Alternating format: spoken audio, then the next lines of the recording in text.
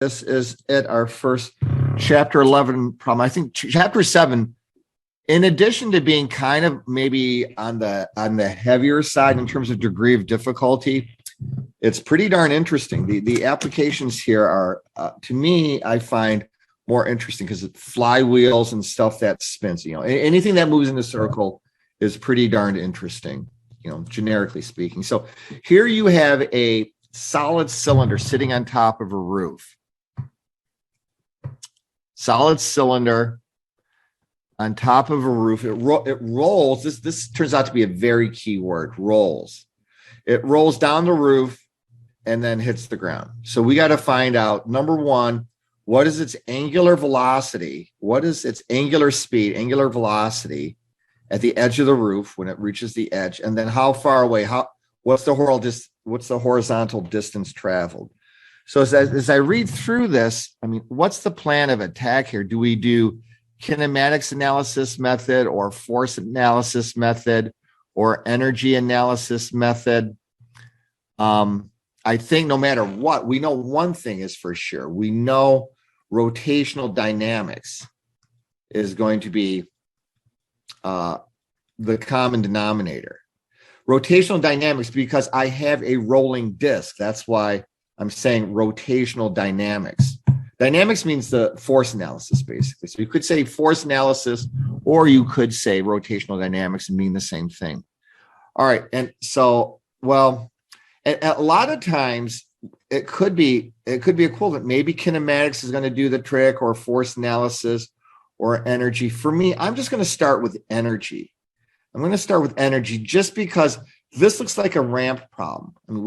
Goodness knows we've had enough ramp problems before. And you could say, well, yeah, Chris, we've had a lot of ramp problems for force analysis and for energy analysis. So why are you choosing energy analysis? And I'm thinking, well, I don't know. Because I'm going after low-hanging fruit. Usually energy analysis is my first choice because it's the simplest. I think it's the most powerful. I think energy analysis should be your default condition unless you just don't know enough. And in that case, then you bounce to force analysis or kinematics analysis. But I have a disc rolling on down the roof. So I'm gonna do energy analysis. So let's do all of the energy analysis stuff. This is my baseline. So here's my disc. My disc, when it leaves the roof's edge, is right about here, right there. Nope, that's a little bit too big. So this is a disc. It rolls on down the roof and leaves the roof right there. Good enough. All right. So I'm going to establish my baseline. So all of the energy analysis stuff comes flowing into my head. This is my baseline. This is energy state A. So this is energy state A, which means this is going to be HA. This is energy state B. And then over here, I guess you could say this is energy state C. Hey, Professor. Yep. Did you set that baseline because we're looking at it as it leaves the roof? I set this baseline because part A said, what's the angular speed of the cylinder about its center as it leaves the roof? So yeah, just to me, this seems to be like it might require less writing, but there's no reason why you couldn't call this the baseline, and you'd be totally a-okay. But that was, you're right. That was my thinking. It's like I'm going to call this the baseline because this is where, problem part A starts here at the top of the roof and ends here at the bottom of the roof. So, but there's no magic insight that I have. You could call that the baseline or the ground level of the baseline. So that is a good question. All right. So, here's our dollar sign. The dollar sign is omega, angular speed. That's not angular speed. No, this is angular speed, also known as angular velocity. So this is, and in fact, it's omega at B. Okay, so let's start doing energy analysis. Number one, start with the statement. energy at A. There is no mention of external non-conservative forces adding energy or stealing energy. And examples of non-conservative forces adding energy would be maybe a jetpack or a gust of wind, or maybe there's a tow rope pulling on the disc, the red disc, but there's no examples of non-conservative forces stealing energy would be friction, air resistance, or a tow rope or a rocket pack, sort of trying to fight the motion. So, but there's nothing mentioned about that. So here at energy state A, here are my flavors of energy: translational kinetic energy, rotational kinetic energy, gravitational potential energy, and then spring energy, but there is no spring, but so that's going to go quickly away. But just to be full view, plus WNC.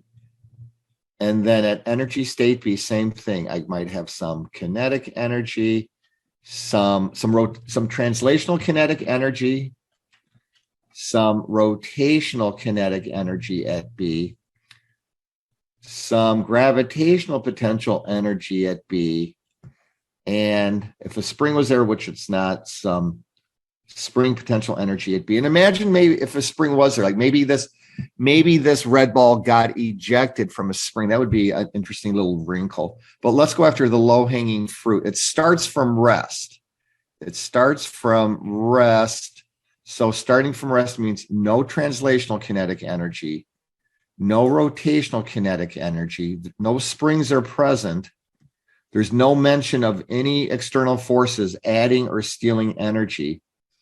At B, this is my baseline. So if HB equals 0, then MGHB also equals 0, and there's no spring.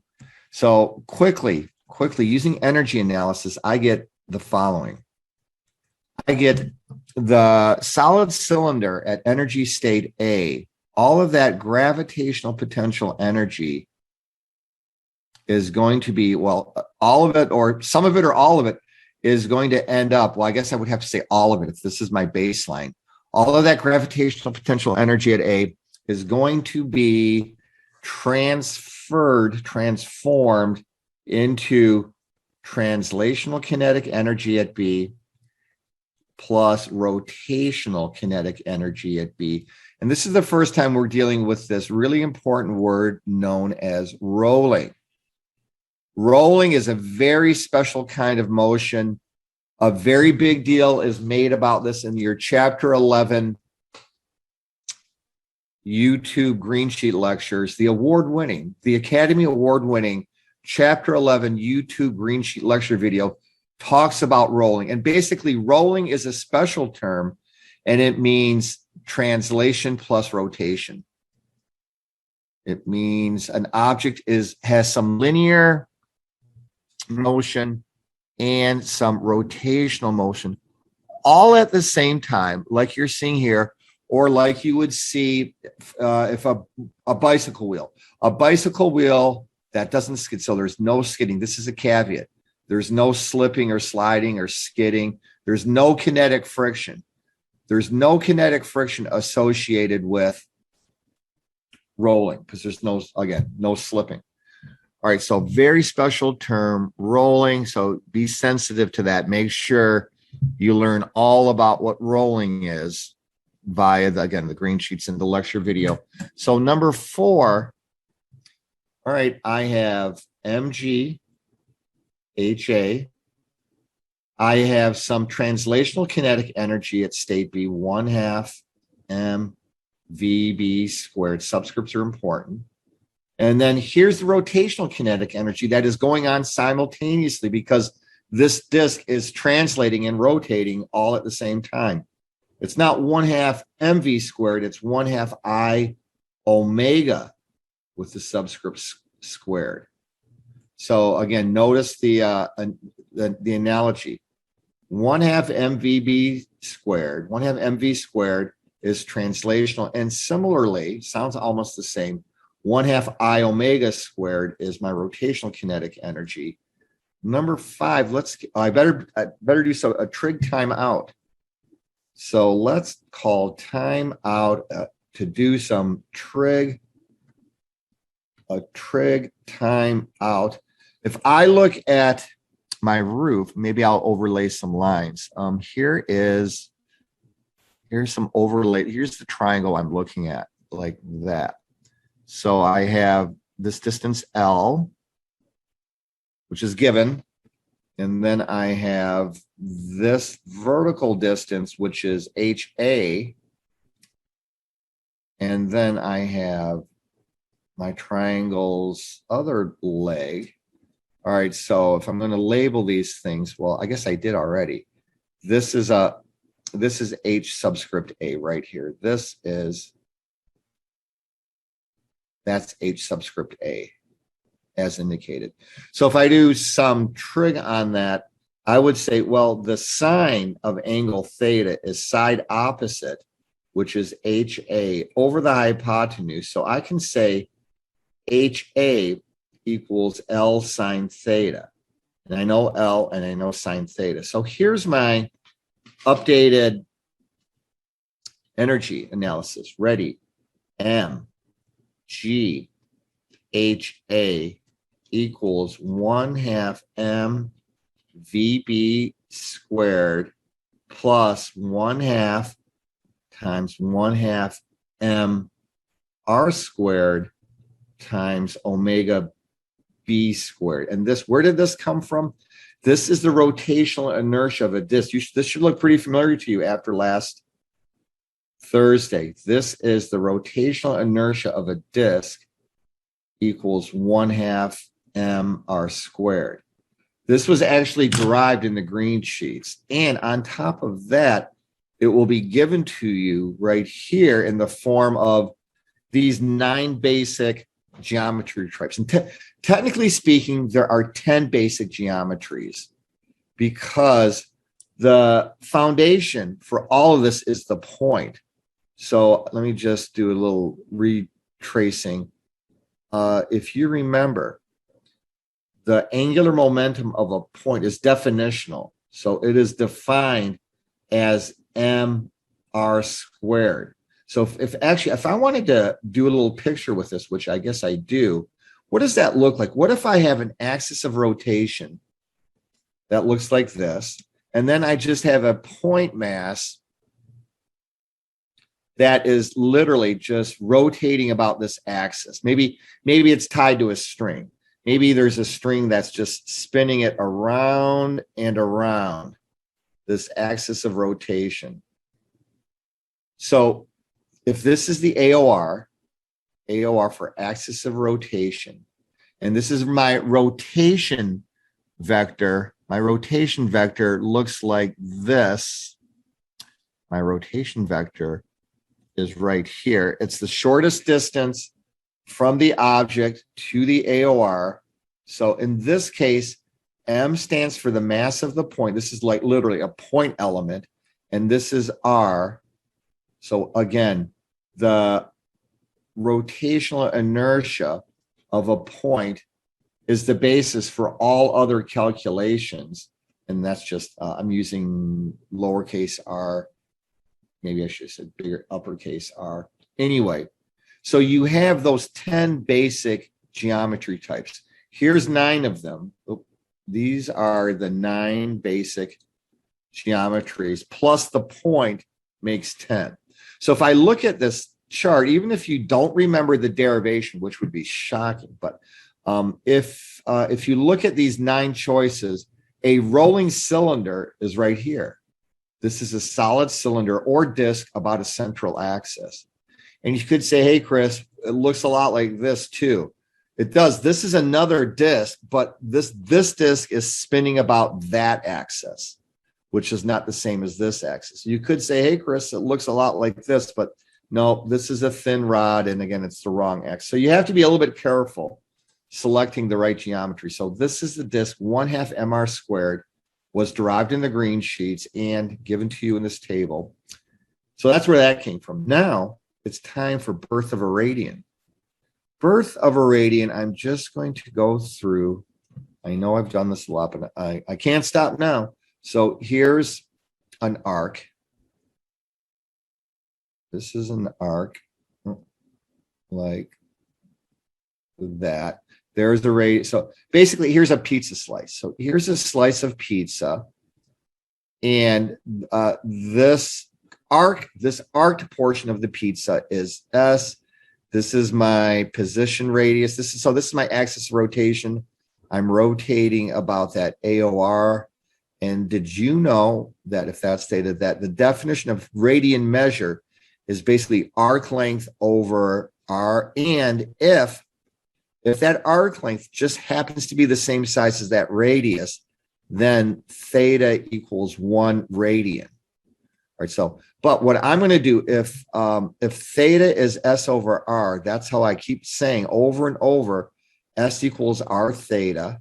And if I just divide through by time, that's how I get this V equals R omega. V goes by a number of names. This is, you could just say velocity. You could say tangential velocity. You could say linear velocity, and they all mean the same thing. They all mean the straight line velocity.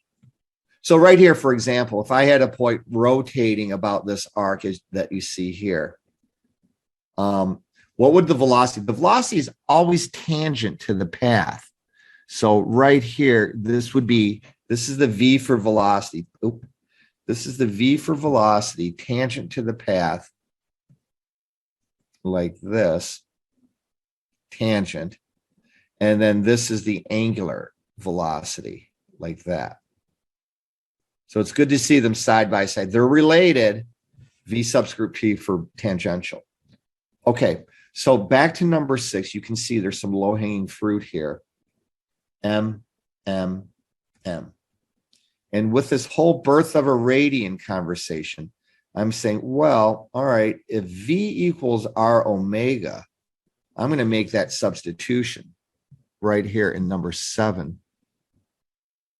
Number 7 becomes GHA, and HA is L sine theta equals 1/2 VB squared. And here's my substitution. R omega B. Subscripts are important.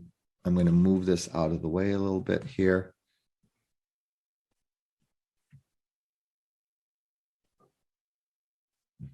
Out of the way. Okay. Plus, let's finish. So number 6 becomes number 7. So that looks good. Plus 1/4 R squared omega B squared. And let's be clear. We have a rolling disk. So let me be just hyper careful. This is my rolling disk. This is my rolling disk. This is the roof of the house. It's rolling down the roof of the house, and right like that. So it's leaving there. Okay, so this is my rolling disc just flying off the end of the house. This is the radius of the disc from the AOR, which is right here. So this is the disc radius. Let's see, what does this is the tangential velocity. The tangential velocity is just this velocity right here, flying off like that. So this is VB. Omega B is right here. It's rolling. There it is. So there they are. There's omega B. There's VB. They're related again via the birth of a radian lineage. And there's my $sign, VB. Okay, and R is in fact, so a lot of times it's easy to lose sight of what is this R? What is R is the rotation axis. So from the red disk point of view, the rotation axis is R, which is just its radius. And that's the same here too. So let's see. Are you good to go? Here's your dollar sign. This is your dollar sign. Omega B is the dollar sign for part A. Okay. So let's solve for omega B. Number 8. Omega B equals, and you can solve. Let's all solve. We know all of this stuff. 1.8.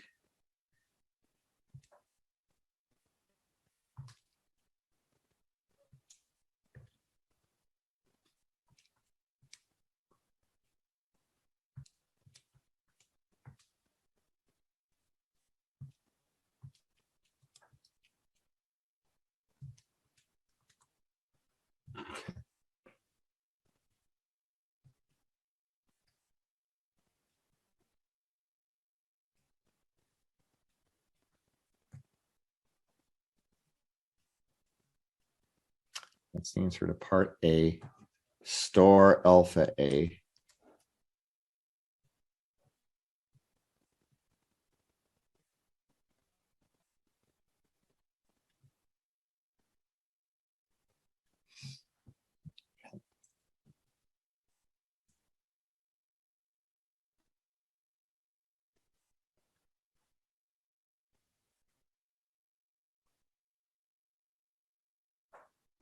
That's the answer to A.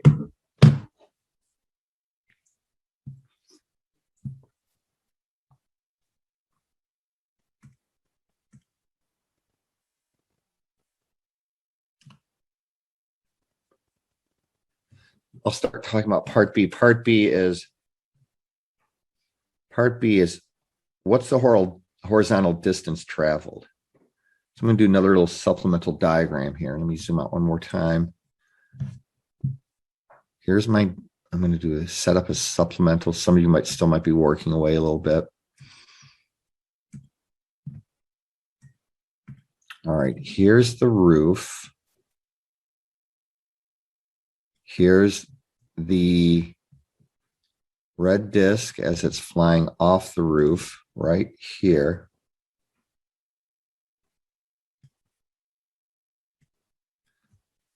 I have my launch velocity basically.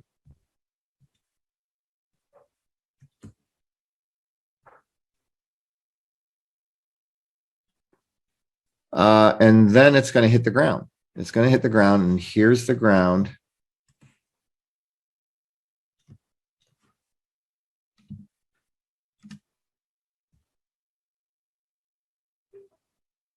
Okay.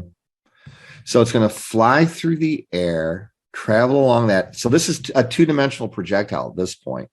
So it leaves the roof. Let me just do this for clarity.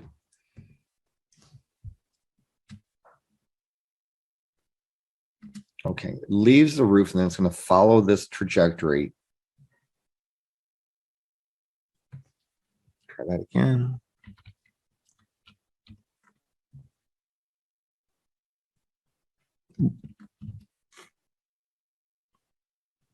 Wait a minute, hard for me to draw.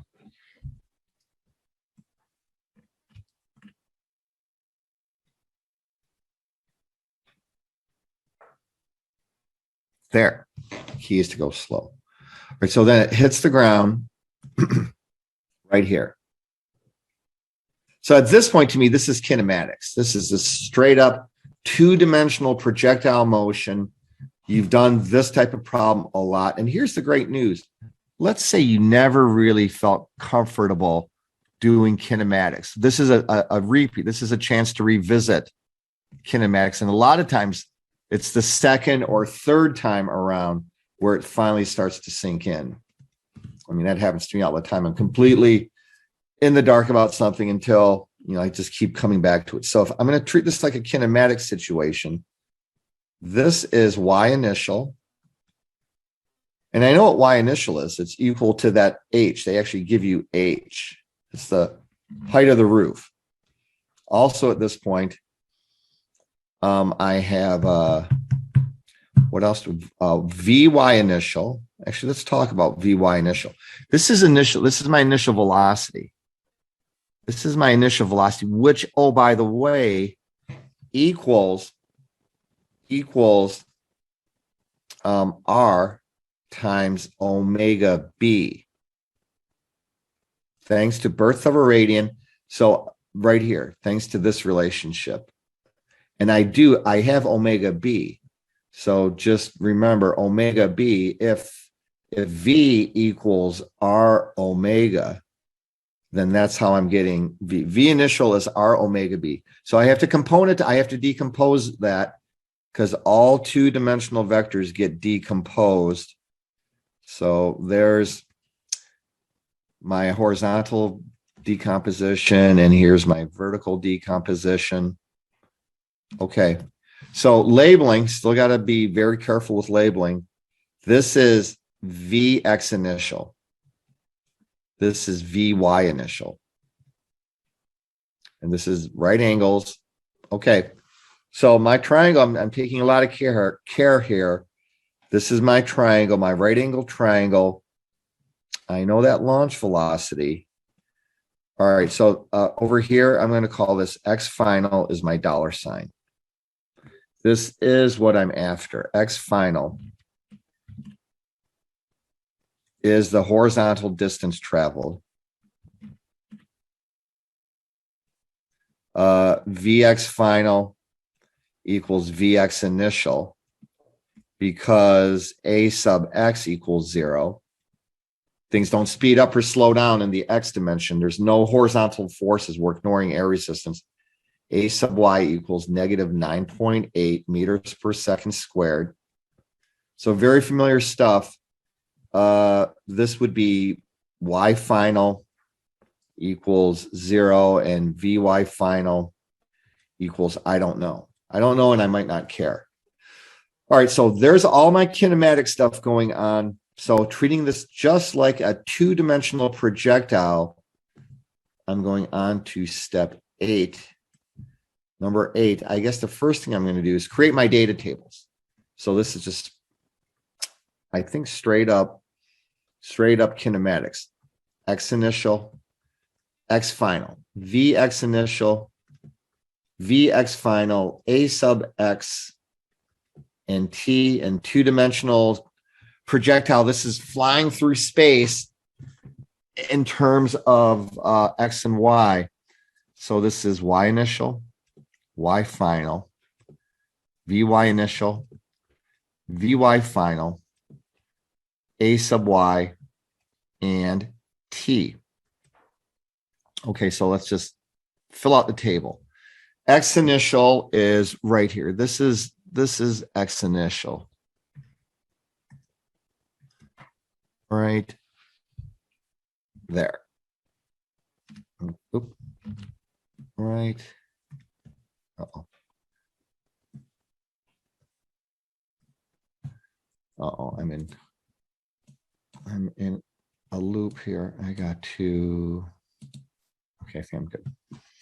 X initial is, try this again, right now. Uh-oh, chaos.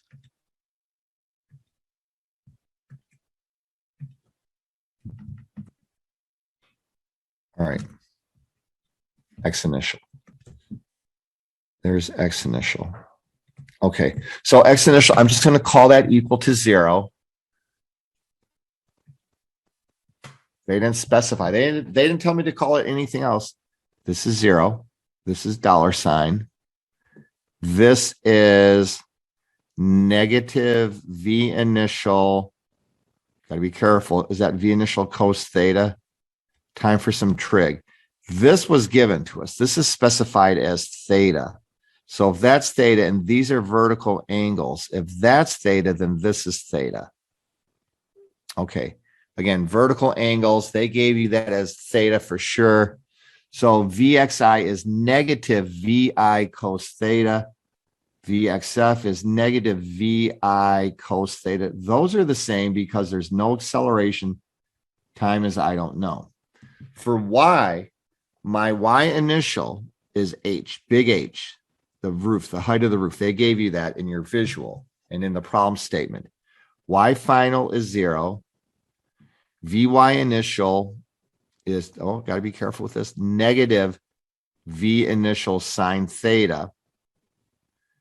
Vy final is I don't know, and I might not care, but I don't know. And this is negative 9.8. And this is a question mark. Okay. So that's it. Two-dimensional kinematics, just like you've seen many times before. That's T. So then you play for, well, just for reinforcement.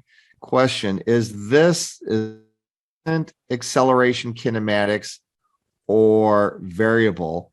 And I'm thinking constant because the only force that's acting on this object is the force of gravity. The only, all of the accelerations, look at the accelerations.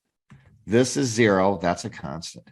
This is negative 9.8, that's a constant. So nowhere do you see a function, a variable function.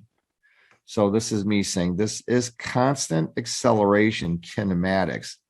And I'm going to play the big 5 game. And I remember from two-dimensional kinematics, we found time. We found time of flight from the y data. So find t from y data. Just like, and you don't have to take my word for it. Maybe you can find the answer directly from XF. But anyway, I remember this. You might have, again, a better memory or something more. There's almost always multiple ways to get to the answer. And that's true here as well. So from y data, I'm going to guess this. Y final equals y initial plus Vy initial t plus 1/2 a sub y t squared. Okay, number 11. Y final is equal to 0. I got to be really careful here. Y initial, I'm looking at my 6-column data table. Y final is 0. Y initial is big H. Plus Vy initial. I need to be careful. Vy initial is negative V initial sine theta times time. Being very careful is that I'm just double checking here. I'm gonna have to, yeah, this is for sure going in the negative direction. So I have to have that negative sign. Vy initial times time. A sub y is negative 9.8. So 1/2 times negative 9.8 is 4.9 t squared. So this is a quadratic. So we remember the general form for a quadratic. 0 equals c plus bt plus at squared. So here's my a term. My a term in the world of quadratics is going to be negative 4.9. My b term is going to be negative vi sine theta. And my constant term, c, is going to be equal to positive h. So you should be able, well, I mean, you could use quadratic equation. You should know how to do this on your calculator. Oh, before I go to the calculator, here's what, let's see, negative vi was right here. So I'm going to do one more. Let's see, number 12, before I go to the calculator. Number 12, 0 equals h. For me, h is 5.9 meters. 0 equals h, which is 5.9 meters, plus bt. B is negative vi sine theta. And right here, I'm using this. All right, so vi is going to be equal to r omega b. R omega b, the radius of the disk. R is 0.13. There's r. Here's omega b. Omega b is sitting there in calculator memory location A.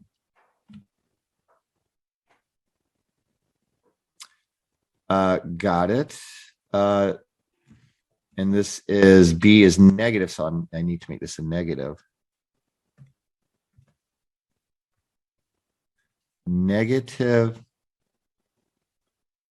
Negative VI is negative R omega times sine theta, sine of 24 degrees for me, times T minus 4.9 T squared. All right, so just before we go to the calculator, C is H, that's 5.9, minus R times omega. R times omega was the velocity at state B, which is now what I considered the initial velocity flying off the roof. Sine 24 is the Y component. Okay, so I think I'm good. I got it. All right, so I'm going to go to my calculator. This is, if I multiply this out,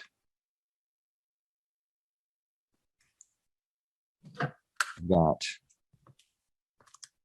0.13 times, let me double check, it's my alpha A sitting there. Yeah, 0.13 times alpha A times sine 24, 2.5 and some change. So this is just sitting there, 2.5, no, 2.35. 2.3535, so on and so forth. I'm just going to keep that in my calculator. All right, so that's what that is. Now I'm going to go to my calculator. So I'll go to, you'll do the same thing, but with your, however you want to do it. You should know how to do quadratics on your calculator, though. And just Google that if you don't know how. Like Google TI-89 quadratic, and you'll have a YouTube video that shows you how. But I'm just going to go to online quadratic calculator. And here's one from math.com. So I'm just going to plug in my coefficients right here onto this screen. All right, my x squared term is negative 4.9. Negative 4.9. My linear term, which is B, is, I'm going to type in a bunch of these numbers, 2.3535, 3535, 45674, 45674. My linear term is, just going back here, my linear term is 5.9. 5.9. And I think this had to be a negative. So this should have been a negative. So that's good. So let me just double check. All right, I'm just going to go back and forth. My A squared, my A term is negative 4.9. Do I have that? Yes, I do. Negative 4.9. My linear term, which is that B term, is negative 2.35 in all of those decimal places. Negative 2.3535, 45674. And C, my linear term, is given right here as 5.9. Okay, so let's go ahead and calculate that, solve. So this is my flight time, 0.88 and some change. I'm going to take a copy of this. My quadratic spits out this result. I'll just put this into my notes. Okay, so this is my quadratic right there.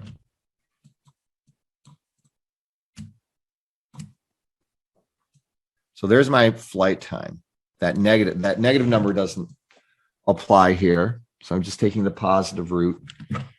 And okay, now number 13, let's do X. Find XF. So now I'm ready to get the answer. Find that horizontal distance. XF minus XI is the horizontal distance. Find XF. So I'm going to guess this. I'm going to guess X final equals X initial plus VX initial times time plus 1/2 A sub X T squared. And there is a lot of low-hanging fruit.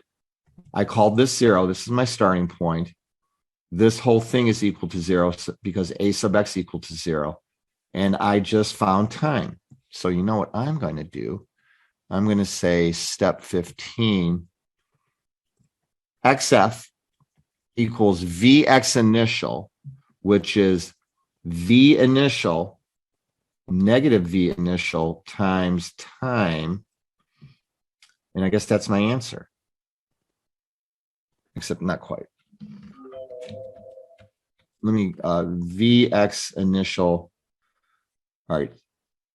Vx initial is negative Vi cos theta times time. And let me be careful here.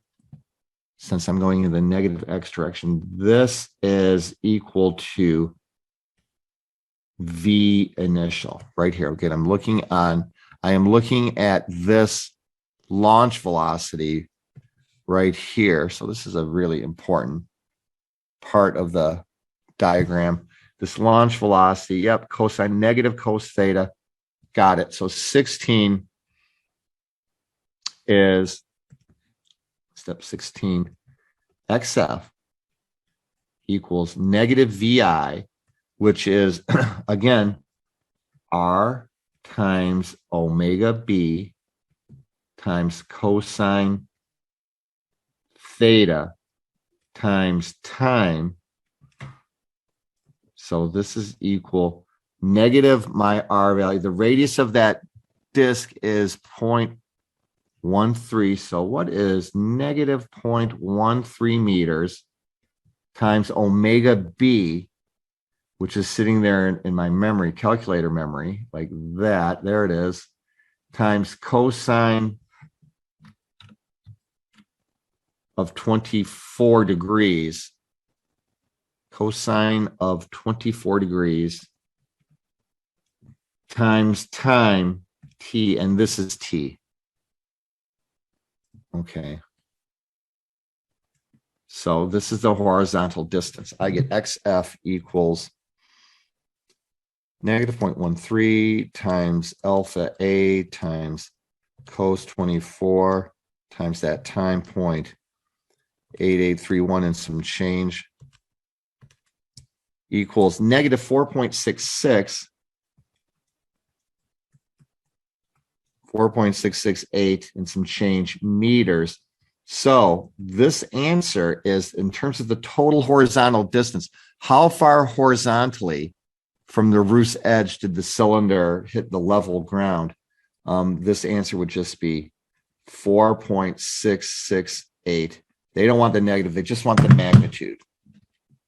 4.668 meters, which is just the magnitude. Professor. Yep.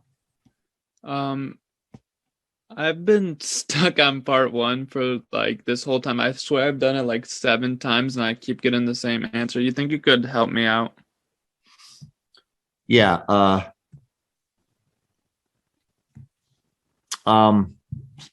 Rotate. All right. So, all right. So for you, it's going to be. I'm going to look at equation 7. So for you, it's going to be 9.8. What was your roof length? What was your L value? 6.6. 6.6 meters. What was your theta? 40 degrees. 40. Yeah. Sine of 40 degrees equals 1/2. So this would be 1/2 R squared omega B squared plus 1/4 R squared omega B squared. So I'm going to leave that right side alone. My left side is going to be 1/2 plus 1/4, 1/2, 0.5 plus 0.25 is 0.75 R squared omega B squared. So I'm going to get my left side then again is going to be, here's my left side, 9.8 times 6.6 sine of 40 degrees. That's my left side. I'm going to divide by 0.75 R squared. 0.75. What was your radius of the cylinder? 0.21. 0.21 because it was 21 centimeters. 0.75 times 0.21 squared. And this is omega b squared. So when I do it, I get 9.8 times 6.6 times sine of 40 divided by 0.75 divided by 0.21 squared. And then take the square root of that whole thing. I get 35 and some change. 35.454 radians per second. Unless you see a mistake here, but that's my reapplying step 7 with your numbers. Okay, let me zoom out. Yeah, I was getting like 36 point something. I don't know why. Yeah, it's a arithmetic or algebra or calculator issue.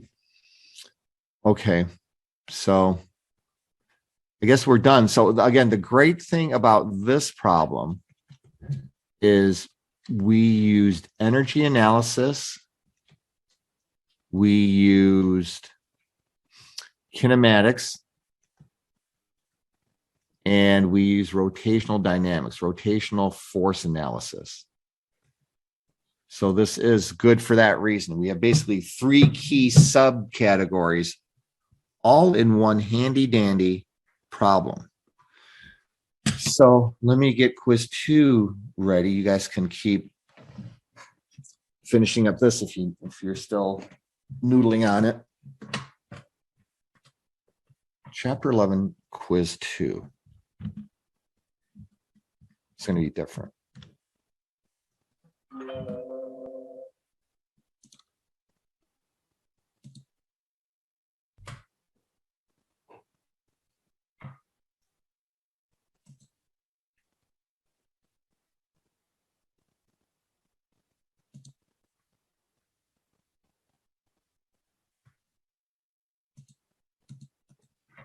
Chapter 11, quiz 2.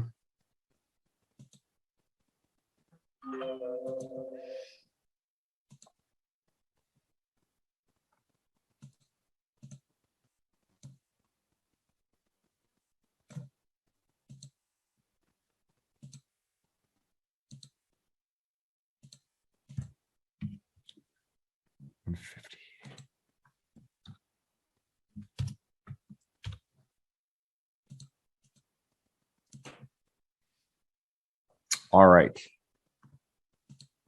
Chapter 11, quiz 2 is now open.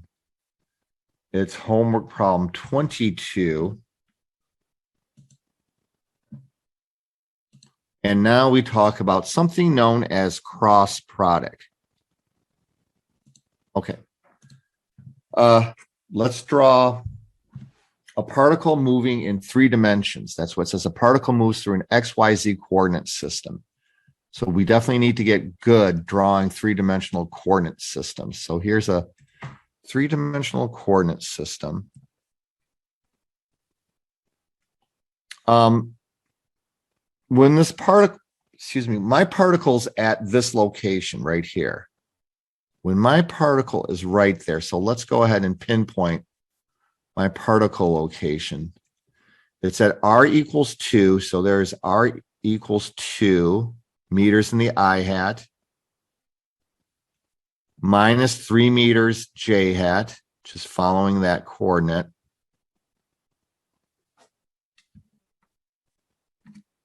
And then it's coming out of the screen 2 meters in the k hat direction.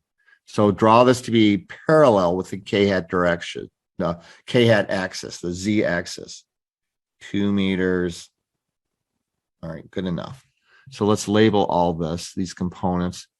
This is Rx equals 2 meters in the I hat direction, 2 meters I hat. This is Ry equals negative 3 meters J hat.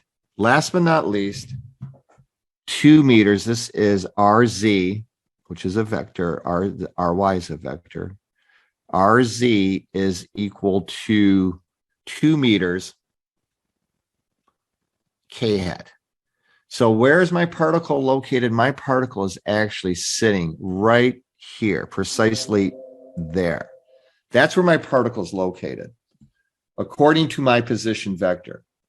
This is my position vector right here as stated. 2 meters in the I, just double checking, -3, looks good, +2, that's it. All right, when my particle is right here, there's a force acting on it.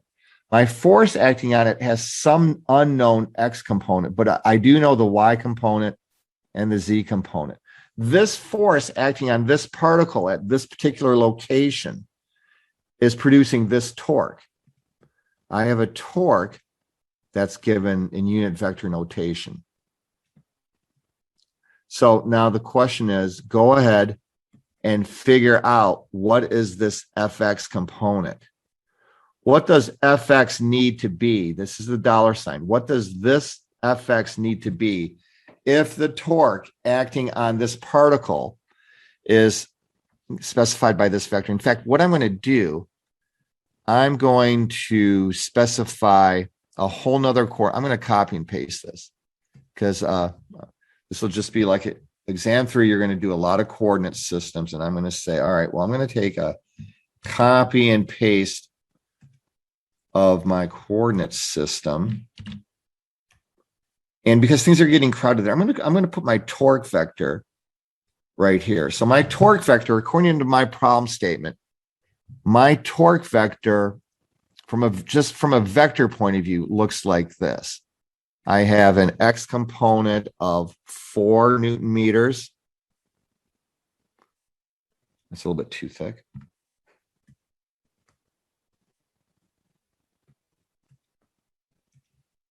I have an X component of 4 Newton meters. Okay. I have a J hat component, which is Y of 2, 1, 2. And I have 4 to -1. So now I'm going into the screen. I'm going to the negative Z direction, staying parallel to that Z axis there. Looks good. So here are my components. In terms of this is tau subscript X, which is a vector. And for me, this is 4 Newton meters I hat. My Y component, as stated, is tau subscript Y is 2 Newton meters J hat. And similarly, as stated in the problem statement, tau subscript Z, which is a vector, is equal to -1 Newton meter K hat. So it's going negative into the screen. All right. So you know what I'm going to do? This is my resultant torque right here. This black vector is the result. So this is my resultant torque vector. Okay. I'm going to take that torque vector. I'm just going to take a copy and paste of it. Watch what I do. I'm just going to copy that vector, copy, paste. And this torque vector is actually acting on the particle when the particle's right there. So that's my torque vector.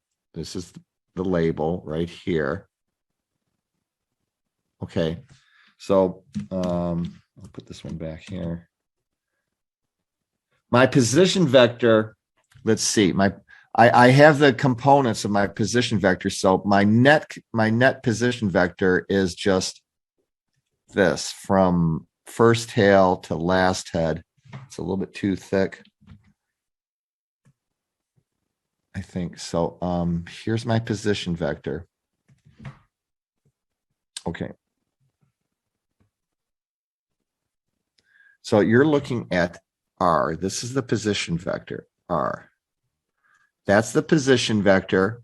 I know what my torque vector looks like. This is position. This is torque.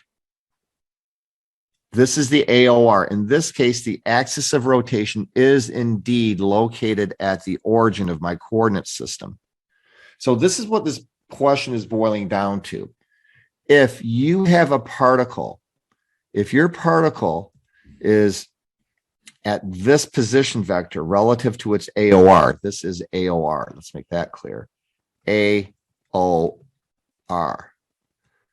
If I have a particle sitting at this point as specified by that orange position vector, and at this particular location, my torque vector is in some three-dimensional orientation. What's the force? What is the force that will produce that torque? So the big difference between chapter 10 torque and chapter 11 torque, in chapter 10, life was easy. In chapter 10, we basically just said torque equals force times torque arm. And the real difference here is in chapter 10, the force and the torque arm, F, the force and the torque arm were always perpendicular. So now that's not the case. Now I have just some wild three-dimensional position vector. I'm going to have some wild three-dimensional force that's going to produce a wild three-dimensional torque. So things are not perpendicular. Things are not nice and neat anymore. But one thing's the same. Chapter 10, I think, was the first time we were saying torque is the product of perpendiculars. Torque is the product of perpendiculars. And in the case of torque, the perpendiculars are specifically known as force and torque arm. So how do we do this? How do we multiply the perpendicular force and torque arm if I have just some arbitrary, if any one of these vectors can be just some three-dimensional vector, how do I capture that perpendicular relationship? And the answer is cross product. So here's the introduction to cross product. This is tau is going to equal R cross F. And this is known as cross product. So I'm not going to go into the nitty-gritty detail today. I'm actually going to save some of the backstory for Thursday. But for now, what I will say is this is called cross product because this is seen as cross. We say cross. We say R cross F. R cross F is different from F cross R. But for now, you know what this does? It's almost as if it's a miracle. If you didn't know the derivation, which we'll go through on Thursday, R cross F basically finds the perpendicular product. It finds, you could say this, it finds the R that's perpendicular to F, which is, by the way, the same as the F that's perpendicular to R. It finds that for you. So just a little sidebar here that we have to go through. I'm going to go through quite a bit, to be honest. All right, so here, let's just make up our own little friendly vectors. What if I have just some three-dimensional vector called R?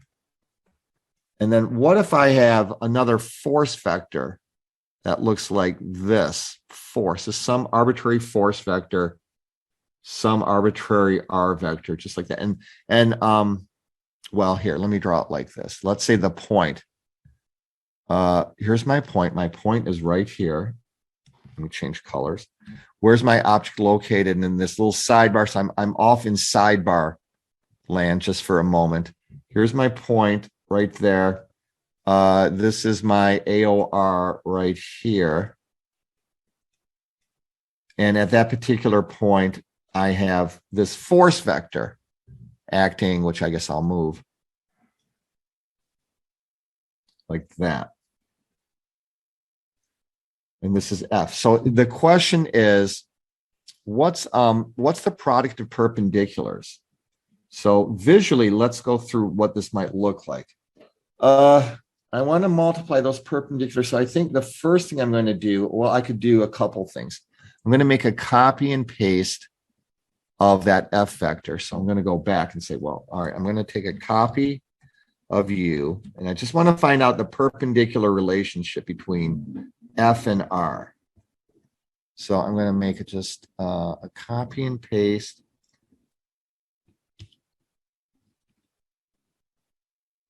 Okay. So here's your choices. I'm going to draw a force line of action going through F. That's a term I talked about last time. So here's a force line of action going through F, right? Like this, there. A force line of action is just any line that goes through any vector. It's that simple. Okay, right like that. All right, so this is the LOA. This is the line of action going through my force vector. So what if I basically projected F onto R? If I do that, this is what I get. I get a projection. Oh, wrong side. Okay, I'm going to project F onto R, which means it would look like this. That's pretty good, actually. So let me just move. This has to be perpendicular. There you go. And this is the parallel projection. So there. Anyway, so look what I did with my force vector. My force vector, this is the perpendicular projection. So this is F perpendicular. I projected my perpendicular component onto, or I projected my force vector onto F. This is F. This is not F11. It's not 11. That's parallel. So how do I get my force vector? I take this parallel component and then I add my perpendicular component, and that's how I get vector F. So now of these two, in terms of producing torque, in terms of rotating this particle, this does nothing for me. So I'm going to ignore that. That doesn't do anything in terms of the making this purple particle move or rotate about the AOR. It's this particle. It's this component. This is the component that I want to capture. If I take this perpendicular component, F perpendicular, and I multiply it by this R vector, that's the product of perpendiculars. So this is what I'm going to do. And if I wanted to just sort of copy and paste it, because in reality, you guys, this F vector right here is actually, it's acting on the particle. So let me just not lose sight of that and make a little copy and paste. Wait for it. Copy and paste. Nope. Let me get rid of some of this highlighting. All right, so copy, paste. So specifically, this is my perpendicular force vector, which is indeed acting on my particle, F perpendicular. All right, so there, F perpendicular. Once again, I have my perpendicular force and the torque arm. So this is pure leverage. This perpendicular force, this force is using this entire torque arm, and that's causing the rotation of the particle about the AOR. So if I do trig for a second, look at this triangle right here. This is theta. If I do trig here, I could say sine of theta equals side opposite over hypotenuse, or just F perpendicular can be written as F sine theta. So if I want to do product of perpendiculars, I'm going to take this F perpendicular component and multiply it by this position vector. And when I do that, I get torque. Torque is the F perpendicular component times the position vector, or I'll just write it like this, RF sine theta. So now we have to go through one other alternative scenario. What if I wanted to do exactly what I did, but use my force vector as my basis? So I'm gonna get rid of everything here except for my position vector and my force vector, and kind of do the same thing over and see how it compares. And it's important to do this, otherwise you're flying a little bit blind. Okay. So I think I'm back to square one. That's good. That's good. There. I am just looking at my initial setup. There's my force vector, which I guess I went a little bit too far. This was, I'm just going to copy and paste it there because my force vector is in fact acting on my particle. So that's force. So now check out what I do with this LOA. What if I want to use a line of action going through my position vector?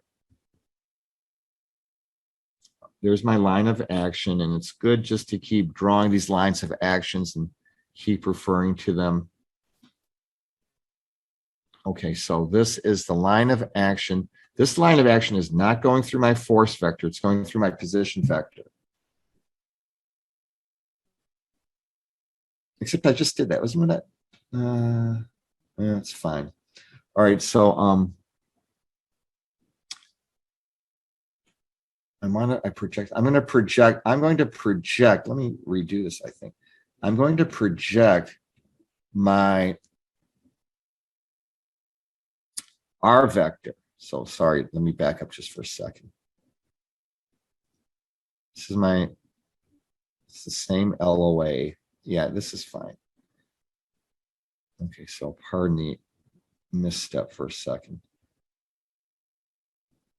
Instead of projecting F onto R, I'm going to project R onto F, and that's what this is what that looks like. Here's my R vector projected. This would be the parallel component. This would be the perpendicular component, like that. Okay, so this is a right angle. And you might be thinking, is there any real purposes? Yeah, there is, because this is the true meaning of understanding what torque is, what the torque arm is. All right, and what cross product is ultimately going to be. So this is R perpendicular. All right, so where do I have my perpendicular pairs now? Right here, I have this perpendicular, this R perpendicular is perpendicular to what? To this force vector right here. So there I have my two perpendicular pairs. I have that is perpendicular to this, and they are working together to turn this product, to cause this product to rotate about my AOR. So R perpendicular, if I do trig here, I'm going to do a quick trig thing. What is sine of theta? Sine of theta equals side opposite over hypotenuse, which is why I'm saying R perpendicular equals R sine theta. So if I do product of perpendiculars, this time I have torque equals my force vector times that perpendicular partner, R sine theta. And I can just rewrite that as RF sine theta. And here's the big conclusion. Notice how I get the exact same result. That torque is product of perpendiculars, and there's the visual that explains what's going on under the covers to actually answer the question, well, what's perpendicular? And once I find out the perpendicular partners, I'm going to multiply them together. So if you wanted to, you could say, well, okay, here's R and here's its perpendicular partner. Or conversely, you could say, here's F and here's its perpendicular partner. One way or the other, those are equivalent statements. All right, so now to actually solve the problem, we're going to use the cross product method. And the cross product method will spit out the product of perpendiculars. So the alternative is to keep making these hugely time-consuming drawings and do just a tremendous amount of trig and geometry. And you would get the same result, but it turns out that the cross product makes our life enormously easier. And it's a recipe. So we're going to talk about this cross product recipe to find out the product of perpendiculars. Here goes. Ready? Torque is defined as R cross F. And here's how we set up the recipe. Ready? I hat, J hat, K hat, and then repeat. I hat, J hat, and then stop at J hat. So what I'm doing now, I'm just teaching a recipe that is basically going to go through and do the very detailed, time-consuming multiplication of these two vectors. I'm going to multiply this vector by my force vector, which I don't know yet, so I'm just going to leave it as variables, and then it's going to spit out my torque vector. All right, so in terms of this recipe, this is very sort of recipe-ish, very procedure, which is why you guys love engineering and science and technology. So you are all about attention to detail and nitty-gritty, crossing every T and dotting every I. That's what you're signing up for. So it's R cross F. So then this would be the X component of my position vector, the Y component of the position vector, and the Z component. And then I'm just going to repeat it. The X component, the Y component, and the force that's producing this torque is, again, I'm just going to keep things nice and organized. Fx goes with I hat, Fy goes with J hat, Fz goes with K hat, and then repeat. Okay, so now that's generic. That's my generic cross product approach.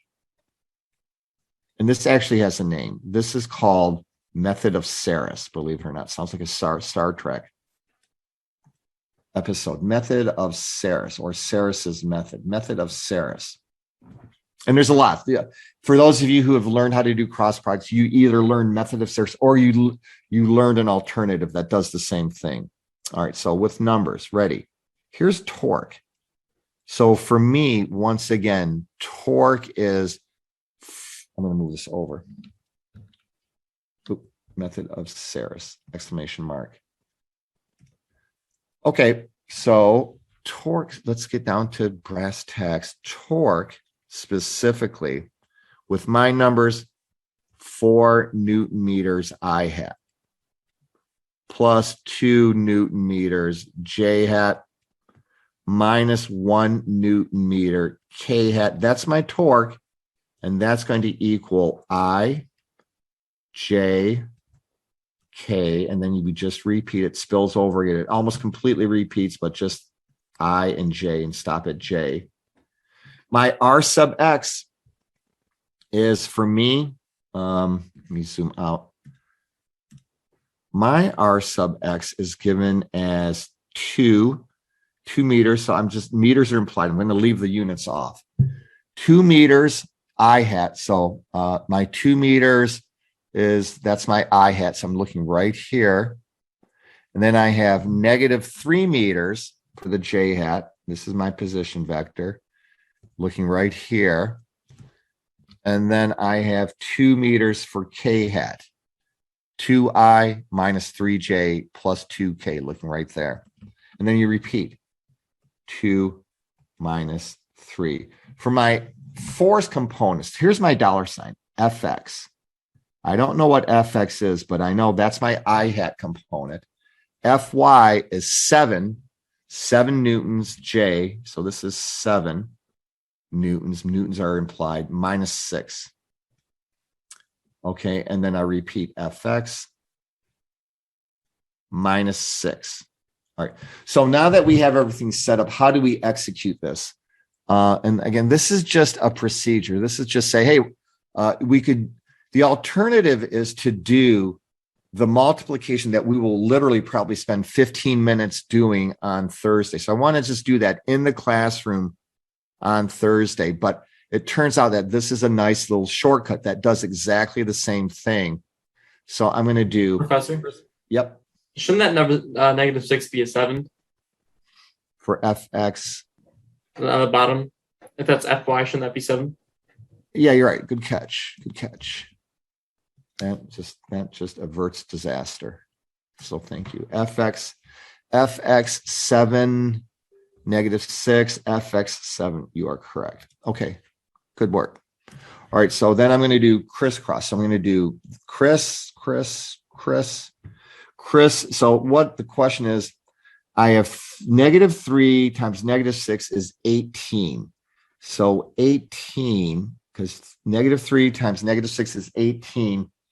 And I'm going to bring my units back. So that was -3 meters times -6 newtons. So the units, Newton meters. And then ready, done with the I hat. Here comes the J hat. So this would be plus, in addition to that, I have plus, I have 2fx J hat, 2fx J hat. And then ready, my last ready, criss, K. What is K times 2 times 7? It is 14K. So this is going to be plus 14 Newton. Let me back up just a bit. I want to just drag along this unit. So this 2, that's 2 meters. 2 meters times fx, and that belonged to the J hat. And then again with K, it's going to be plus 14 Newton meters K hat. All right, this is the criss, or think of it zigzag, crisscross. Choose your terminology. I'm just going to use crisscross. Criss is positive, so I don't do anything. I just do this straight multiplication. When I do a cross, though, I have to prepend a negative. So here are the crosses. Ready? I have K hat times -3 times fx, but I flip the sign. Whatever the result is, I flip the sign because now I'm talking about the cross operation. Cross. So K times -3 times fx. Well, that should be -3 meters fx K hat. I'm going to actually move this over. I'm doing this cross operation. So again, this is going to equal -3 meters fx K hat. But I just got done saying when you do this cross operation, you just flip the sign. So if this is -3 meters fx K hat, I'm flipping the sign so that becomes positive. All right, so this is just a little math device. All right, so then I'm going to do my I hat cross. So I hat times 2 times 7. I get plus 14 Newton meters I hat. But I have to flip the sign because this is the cross. So 2 times 7 is 14 Newton meters I hat, but I have to flip the sign. So I'm going to go into my eraser and flip that from positive 14 to negative 14 right there. Last but not least, J hat times 2 times -6. That's going to be minus 12 Newton meters J hat, because 2 times -6 is -12, but I have to flip the sign there. Also, So this, Professor, when you did the criss, you still need the I hat unit for your 18 Newton meters. okay, yeah, thank you again. 18 Newton meters I hat. Good catches. Very helpful. More disaster averted. Okay. So before I continue, I'm just going to cluster things together. So I'm just going to collect like terms. So in terms of my I hat, let's look at my I hat. There's a -14 Newton meters I hat. Here's another I hat term, plus 18 Newton meters I hat. So that's negative 14 Newton meters I hat, good, plus 18 Newton meters I hat, good. So then my Y components, I'm going to have, there's a Y component, 12 Newton meters J hat, 12 Newton meters J hat. Here's another Y component, plus 2 meters Fx J hat. Last but not least, my K hat components, I've got 3 meters Fx K hat. And then I also have a 14 Newton meters K hat. So I'm just, didn't change anything, just grouping things. Now here's I think one of the last steps. Remember what I just did. I just crossed. So this whole operation works a miracle. It says, hey, if you go through what I just went through, you're going to find this. You're going to find the perpendicular component of R with respect to F and multiply them together. Or conversely, you're going to find the perpendicular component of F with respect to that position vector and multiply both of those values together. And that's what's getting spit out in all of this. So this is the result. This is R cross F. This is the torque that this force is producing. And I'm going to make a copy of this. We know the result. We actually know that this is the torque that gets creative. Copy and paste. Uh-oh. Try that again. Copy and paste. Okay, so this torque, it's this torque that is produced by this cross product right there.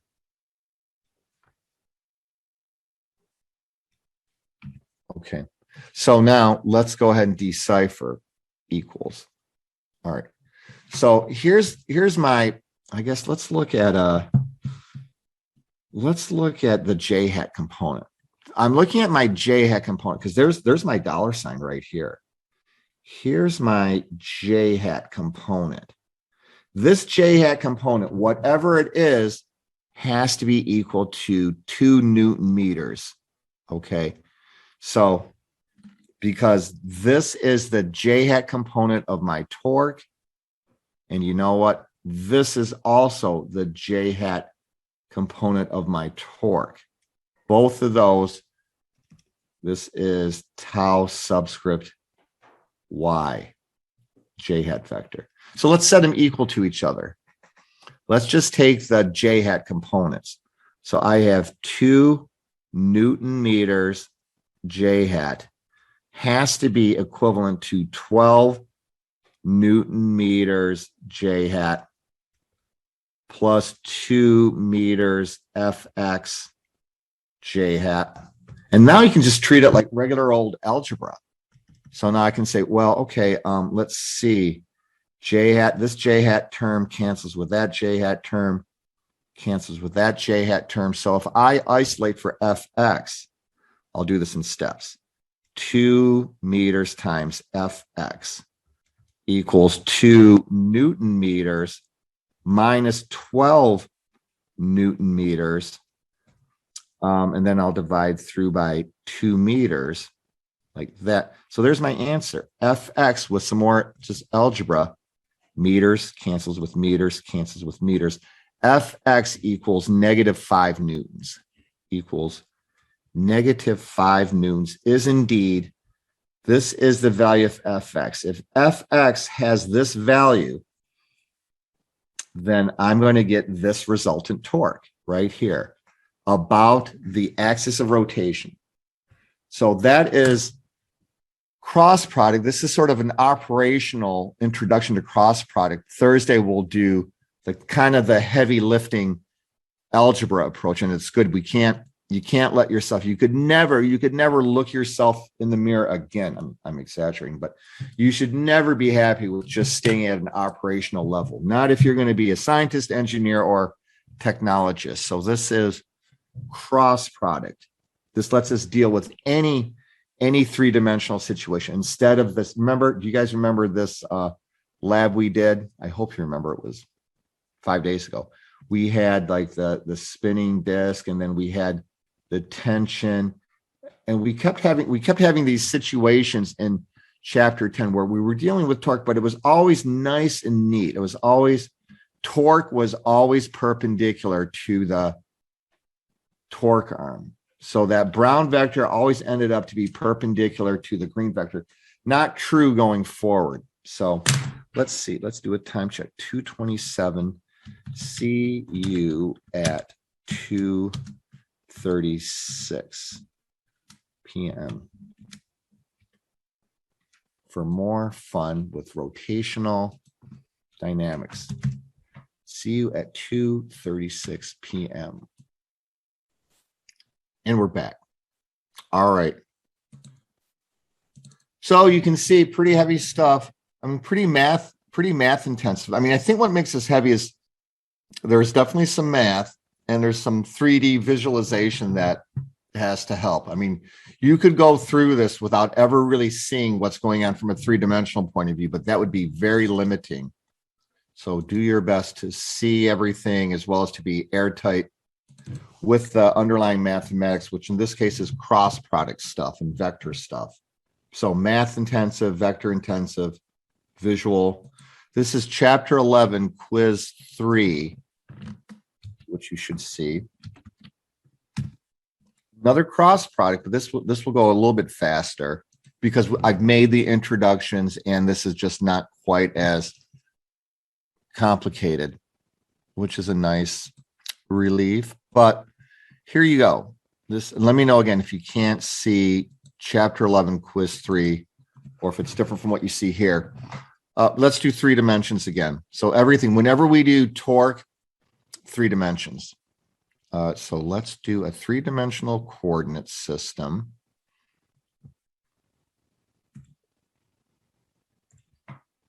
Three-dimensional coordinate system. Where's my particle? My particle is at 3.2. Here is my particle. My particle is specified by the following unit vectors. My particle is at 2 meters in the X, and then 3.2 meters in the Y. So my particle is sitting right here. Okay, that's my particle. I better label things. This is our X. Our X equals 2 meters I hat, as stated in the problem, R sub Y.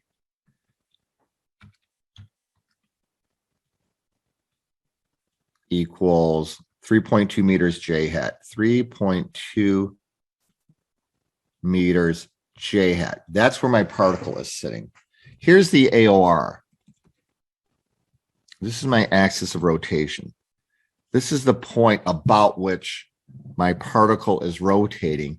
And you might say, well, Chris, isn't it always at the origin? And I would say, excellent question, but no, it's not. It's wherever you want it to be, right? Right here, it happens to be at the origin. Okay. All right. So, and then there's a force acting on this. This force, the force acting on this particle, let's just overlay that, is given as, I guess right here. So for me, my force is -7. So here's -7 in the X and 4.3, positive 4.3 in the Y. So right like that. So that's my force vector, and this would be my net force. This is what my force vector looks like, right? Like that. So I got to label this. This is Fx equals -7 newtons I hat. This is Fy equals 4.3 newtons J hat, as specified. I know X and Y are always perpendicular. So this is my net force, F. All right, so these are my two vectors.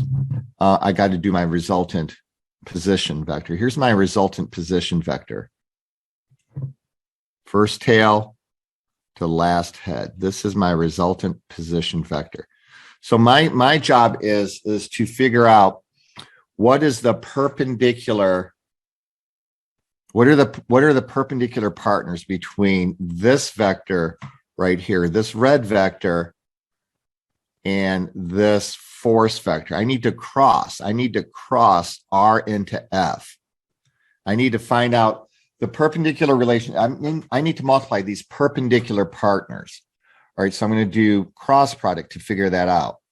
And this is pretty easy. You could actually, if you had nothing else to do, you could actually do this without cross product. Just be meticulous and time consuming. But here you go.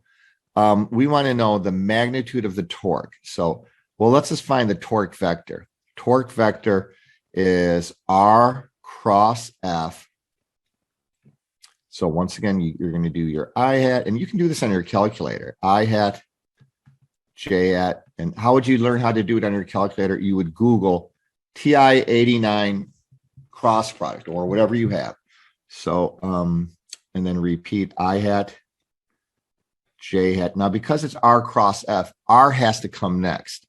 So my I hat component for R is 2 meters. I'm not going to write down meters because meters are implied.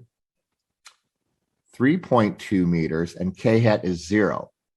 Even though they don't say plus 0 meters K hat, there's no K hat component. Okay. And then repeat 2 meters, 3.2 meters. Here's my F component, my force component. The X component is -7 newtons. My Y component is 4.3. There is no K component. And then repeat -7 and 4.3. So let's do that crisscross operation again. Here comes the criss. Ready? I hat 3.2. This is equal to 0. J hat times 0 times -7 equals to 0. So I won't say equals 0. I'll just say this is equal to 0. 0 I hat. J hat times 0 times -7 plus 0 J hat. K hat times 2 times 4.3 is 8.6 Newton meters. K hat. Okay, that's the criss. Here comes the cross. I've got, what is 7 times 3.2? It's 21 and 1.4 or 22.4. -22.4 Newton meters K hat, because 721 and 1.4. All right, but I have to flip the sign. So flipping the sign means it goes from negative to positive. I hat times 0 times 4.3 is plus 0 I hat. K hat times 2 times 0 is plus 0 J hat. So when I add it all up, and when I group things together, which I'm going to always do, there's no I hat components, there's no J hat components. I get 22.4 Newton meters. Well, I'll just add the 2. I'm going to add this K hat component plus this K hat component. When I add them up, it equals 31. 22 and 8 is 31. 31 Newton meters K hat. That's the torque. But I don't want torque. I just need the magnitude of torque. So I'm going to take the magnitude of torque, which I can just write as just Greek letter tau, which means I take the magnitude of this.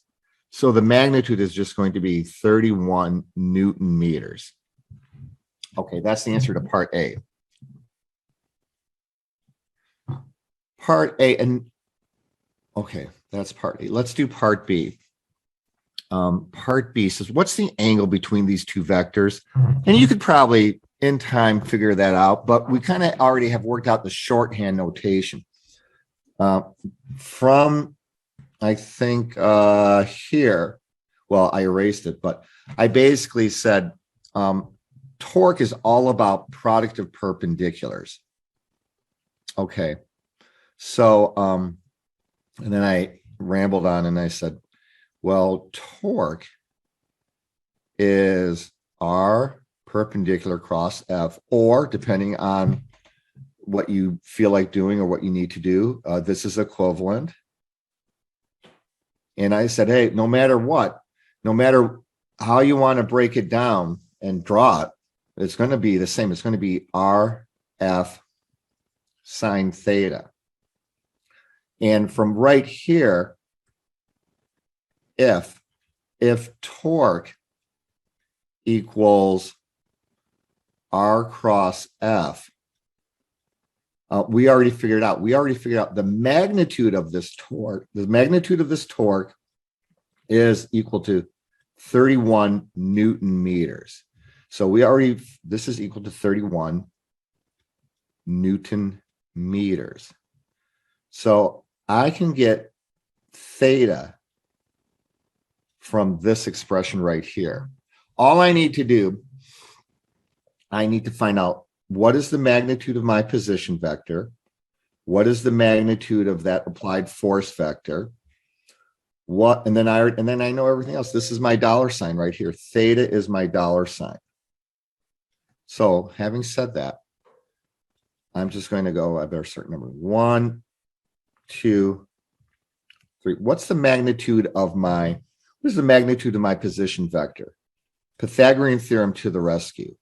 So I'm just going to I'm going to do Pythagorean theorem, which says R squared equals RX squared plus RY squared. So Pythagorean theorem says the magnitude of that position vector is, for me, 2 meters.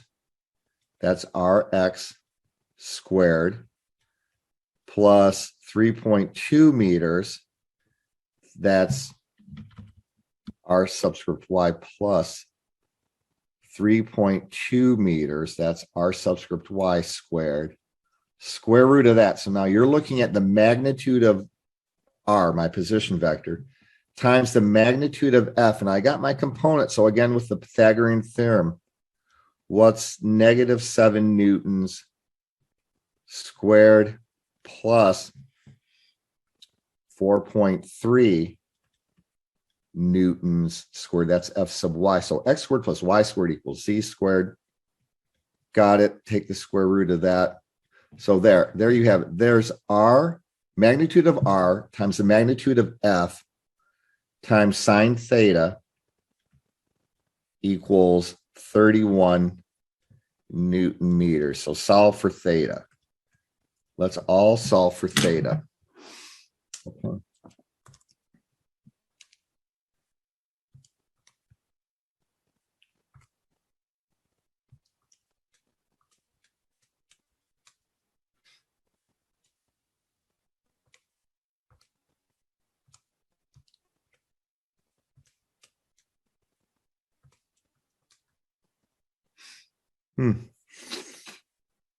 All right.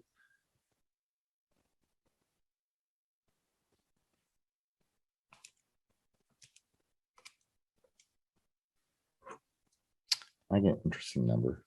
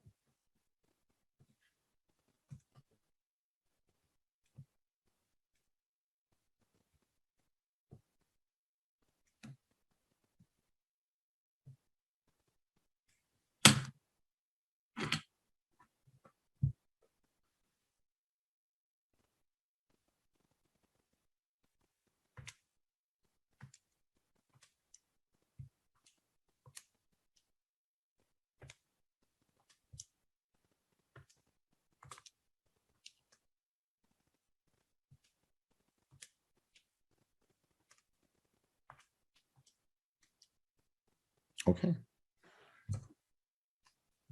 This little note I'm making at the end, I mean, you might look at my answer.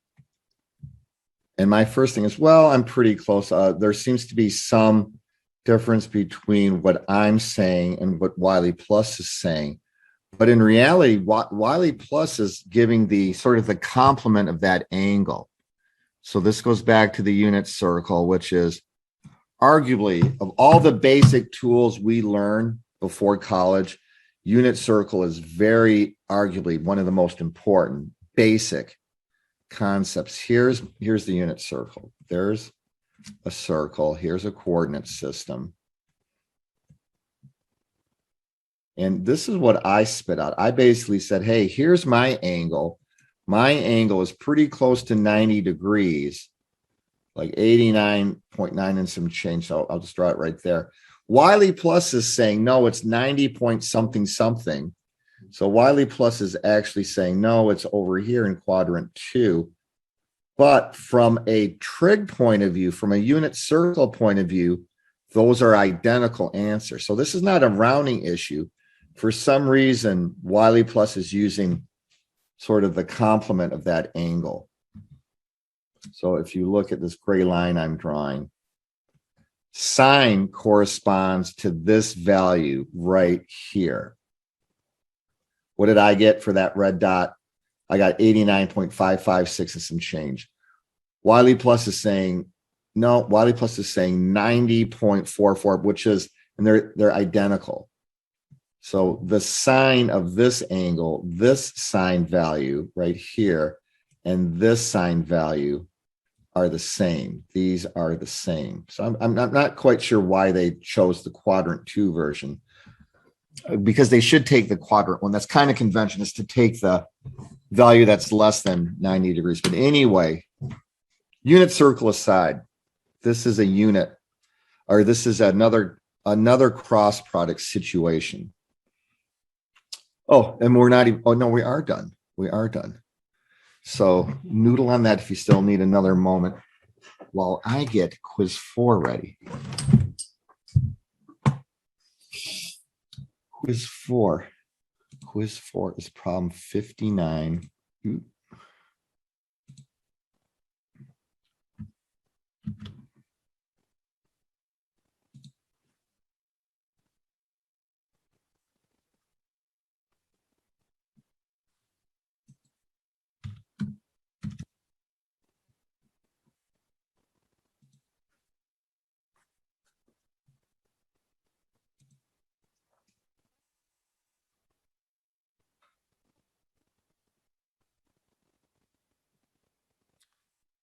Chapter 11, quiz 4.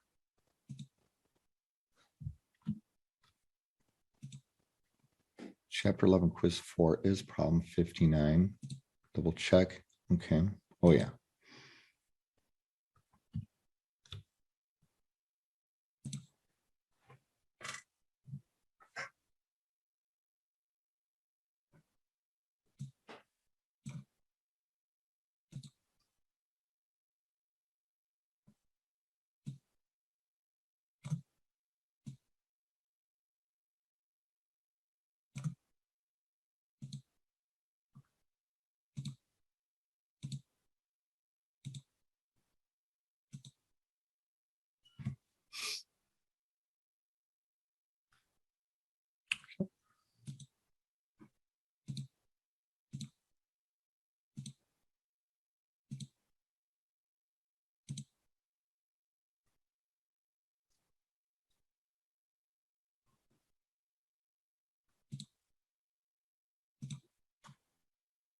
$255.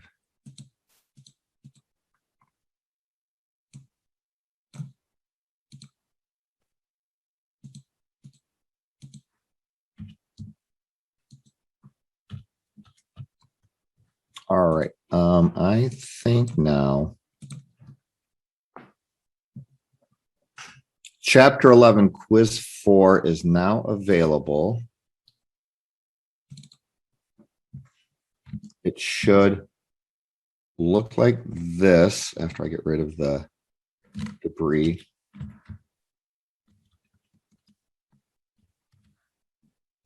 So now we switch gears. Instead of talking about torque, we're talking about angular momentum. So this is, but here's the good news. A lot of the stuff still applies. This is very, very closely, torque and angular momentum are very closely related. So from a cross product is still going to be with us, but we don't have to learn a whole lot of new stuff, but there's enough new stuff we have to learn. So this is a brief recap. You guys remember from the good old days, you remember that force equals mass times acceleration in the linear world. In the angular world, we don't say force, we say torque. We don't say mass, we say I, which is rotational inertia. We don't say A for regular old acceleration, we say alpha. And similar now, we have, you remember, momentum is mass times velocity in the linear world. In the angular world, we don't say P, we say L for angular momentum. We don't say M, we say I for rotational mass. And we don't say V, we say omega. So a few other things that are still true or still similar. You remember in the good old days of linear momentum, momentum is always conserved unless there's an outside force. And we have the same thing with angular momentum. Angular momentum is always conserved unless there's an internal torque. So this matching up stuff is pretty helpful. And now we're going to look at this particular problem. So with all of that said, I'm going to exploit conservation of angular momentum. Because right here, I have a bar.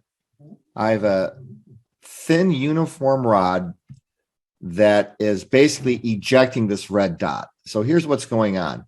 This red dot right here is being basically flung off of this bar when the bar starts moving. So the bar is moving. So the bar is given basically an initial jolt, an initial rotational velocity. And then as soon as I give this bar an initial jolt of rotational velocity, this red dot goes flying off. Let's see here. It's rotating. It's a thin uniform rod rotating horizontally at some speed, 13 radians per second. This is helpful. I don't need to use the parallel axis theorem. If I had an offset, if this were my rotation axis over here, not a big deal. I would just have to use the parallel axis theorem. But it's going through the center of mass. So I don't need to use the parallel axis theorem. It's initially attached to one end and then it's ejected. So I think this is what's going on. I think basically this bar is rotating around and around and around. And then at this moment, at the moment you see here, this red dot is released. So maybe this red dot is clamped down. This red dot is locked onto the bar as the bar is rotating around and around. And then the release mechanism, the latch mechanism is released and this red dot goes flying. So I guess that's how I'm thinking of it. All right. So the question is, we need to figure out the ejection velocity of that red dot. That's the task at hand. All right, so my plan of attack is conservation of angular momentum, just because it seems to lend itself. Without even thinking too hard, I'm thinking, number one, I'm going to apply, I will be applying the conservation of angular momentum, euphemistically known as the con of ang-mom. The conservation of angular momentum says there's no change in angular momentum. It's conserved unless there's an external torque that rears its ugly head, and that could be due to, again, friction or something. There's going to be internal torques, but they're going to be opposite and equal. So there's no net effect because the internal torques that arise from this event are considered internal because, again, they're opposite and equal, and they basically just cancel out. So that's why momentum, angular momentum, as well as regular old momentum, is conserved unless there's an external torque.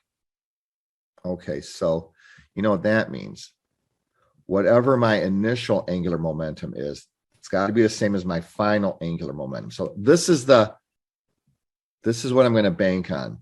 Let's talk about the initial angular momentum, and then we'll get to the final angular momentum. Here's the initial angular momentum. It's the initial angular momentum of the rod plus the initial angular momentum of that P for particle, of that red particle. R for rod, P for particle. All right, let's keep going with this.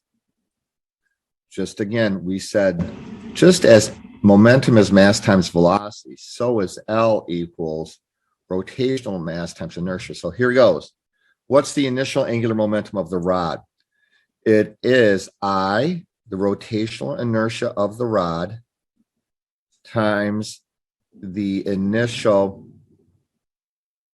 angular momentum of the rod. So I got the rod taken care of. This is, again, this is the initial angular momentum of the rod. What is the initial angular momentum of the point? And again, remember the definition of angular or of rotational mass. The rotational inertia of a point is defined to be the mass of that point times the rotation axis of that point squared. So this is definitional. So here goes. It's going to be, I is going to be the mass of the point. Well, I'm going to write it like this first before I get to that. It's going to be whatever the rotational inertia is of that point times the initial angular velocity of that point. So I'll keep moving in baby steps like this. All right, so I'm not thinking about the final angular momentum until I'm done with the initial angular momentum. This is the initial angular momentum of the point. Let's keep peeling apart the layers. Number three. Well, let's keep processing this. The initial angular momentum is, what's the rotational inertia of the rod? And your answer is, of course, you remember the derivation in the green sheets, which was brought to life in the YouTube lecture video. But you could also answer, I'm going to look it up. I'm going to look it up, even though I know how to derive it. But here's the rod, a thin rod about an axis through the center. What if the axis wasn't that? Let me just dwell on this for a minute, because this would be a very interesting variation for exam 3, not guaranteeing anything.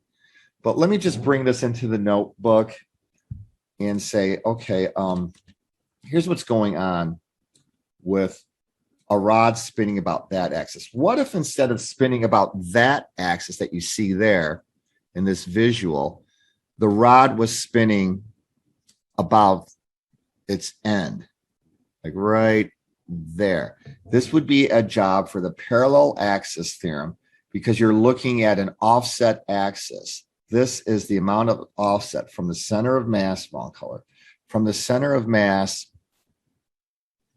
to the offset axis. So this is basically the COM axis. This is the axis of rotation going through the center of mass. This is the COM AOR. And then this is the offset AOR. How much offset? D, capital letter D. So remember the parallel axis term says, hey, the inertia about this new offset axis is just going to be whatever the rotational inertia is about the COM plus MD squared. So I'm just taking this little time out to underscore how important the parallel axis theorem is, because it allows us to offset axes of rotation. All right, so having said that, what is the what's the rotational inertia of a rod? Ready? It is 1/12 ml squared.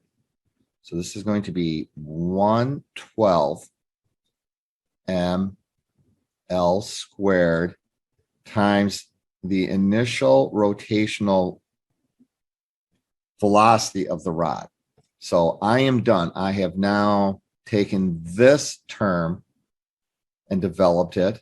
Now I'm going to take this term right here and develop it.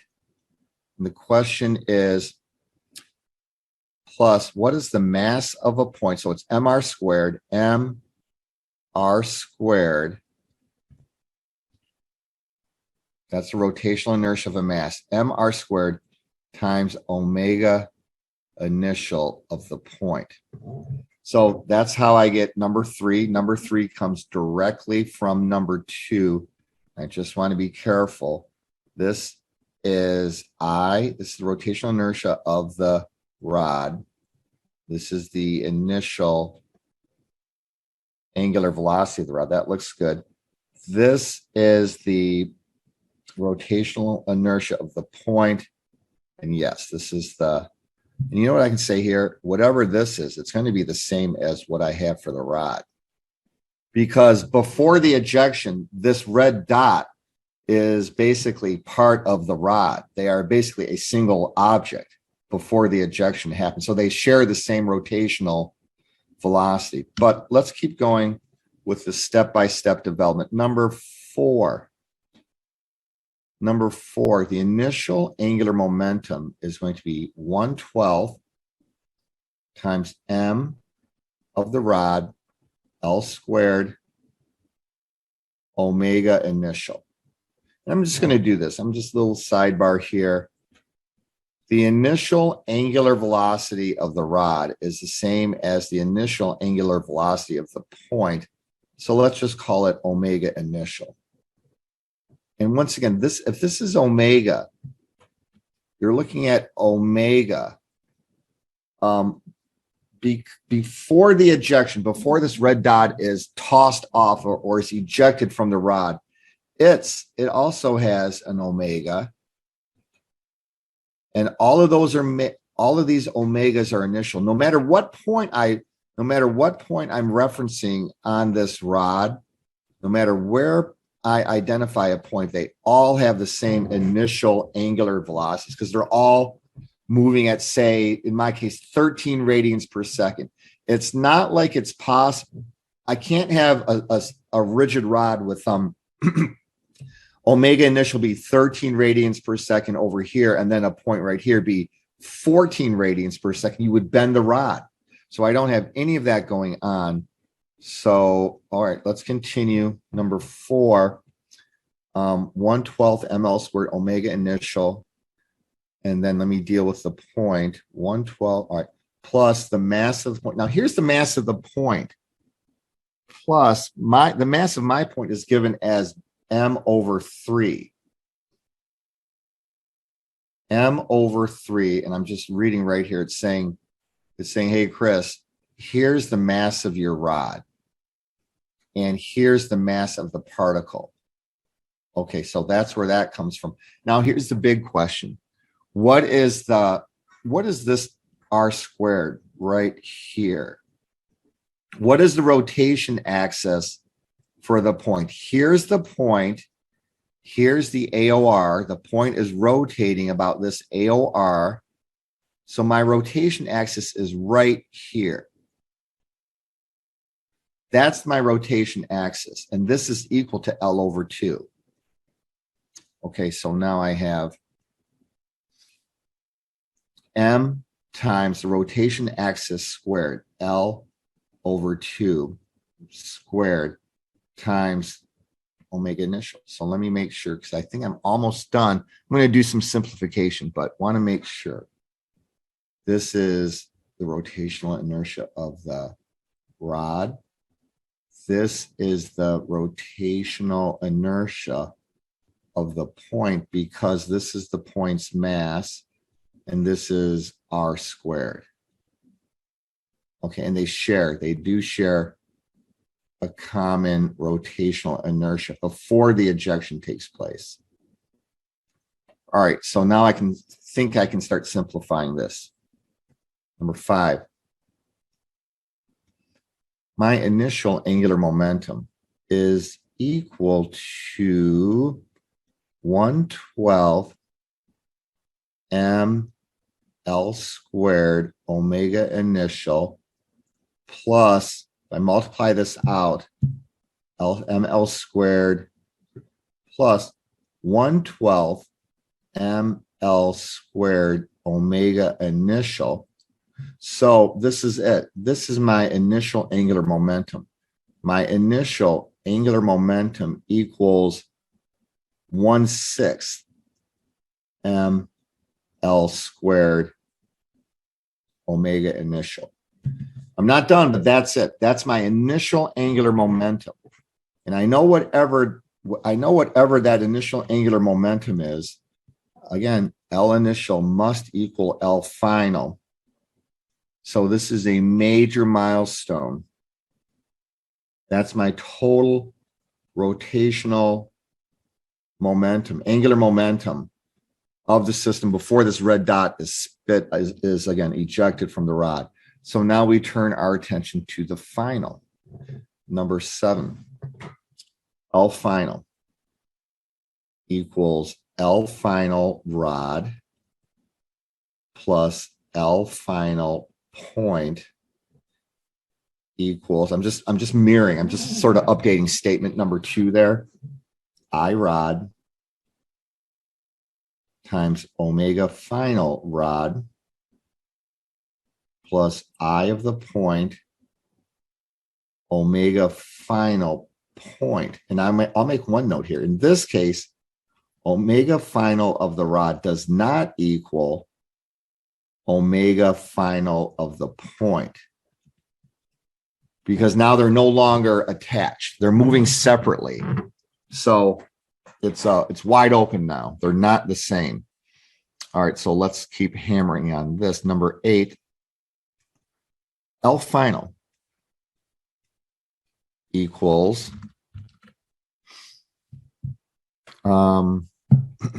so I guess I'm going to update number 3 now. L final is the rotational inertia of the rod, 1/12 ml squared. No difference there. Omega final of the rod. I'm done updating this term. That was for initial. I'm dealing with final. Now I'm going to go ahead and just keep going plus the mass of the point. I'll just go right here. The mass of the point was m/3. The rotation axis of the point, because remember, it's mr squared. I'm just, again, keyed on this. The mass of the point is m/3. The rotation axis of this point is still, even at the moment of release, it is still at L/2. It hasn't traveled away from that point. So it's still L/2 squared. So there's mr squared times omega final of the point. Looks good. Okay. Now what? Where's my dollar sign? My dollar sign is VP. So this is, my red dot is flying off with some velocity, and it's tangential velocity. There's my dollar sign. So my dollar sign's got to live in here somewhere. So I'm going to go to birth of a radian. Birth of a radian, which says V equals R omega. All right, I'm going to be very careful here, because if that's true, let's see, I'm going to say V of the rod equals, I guess this would be L/2 times omega of the rod.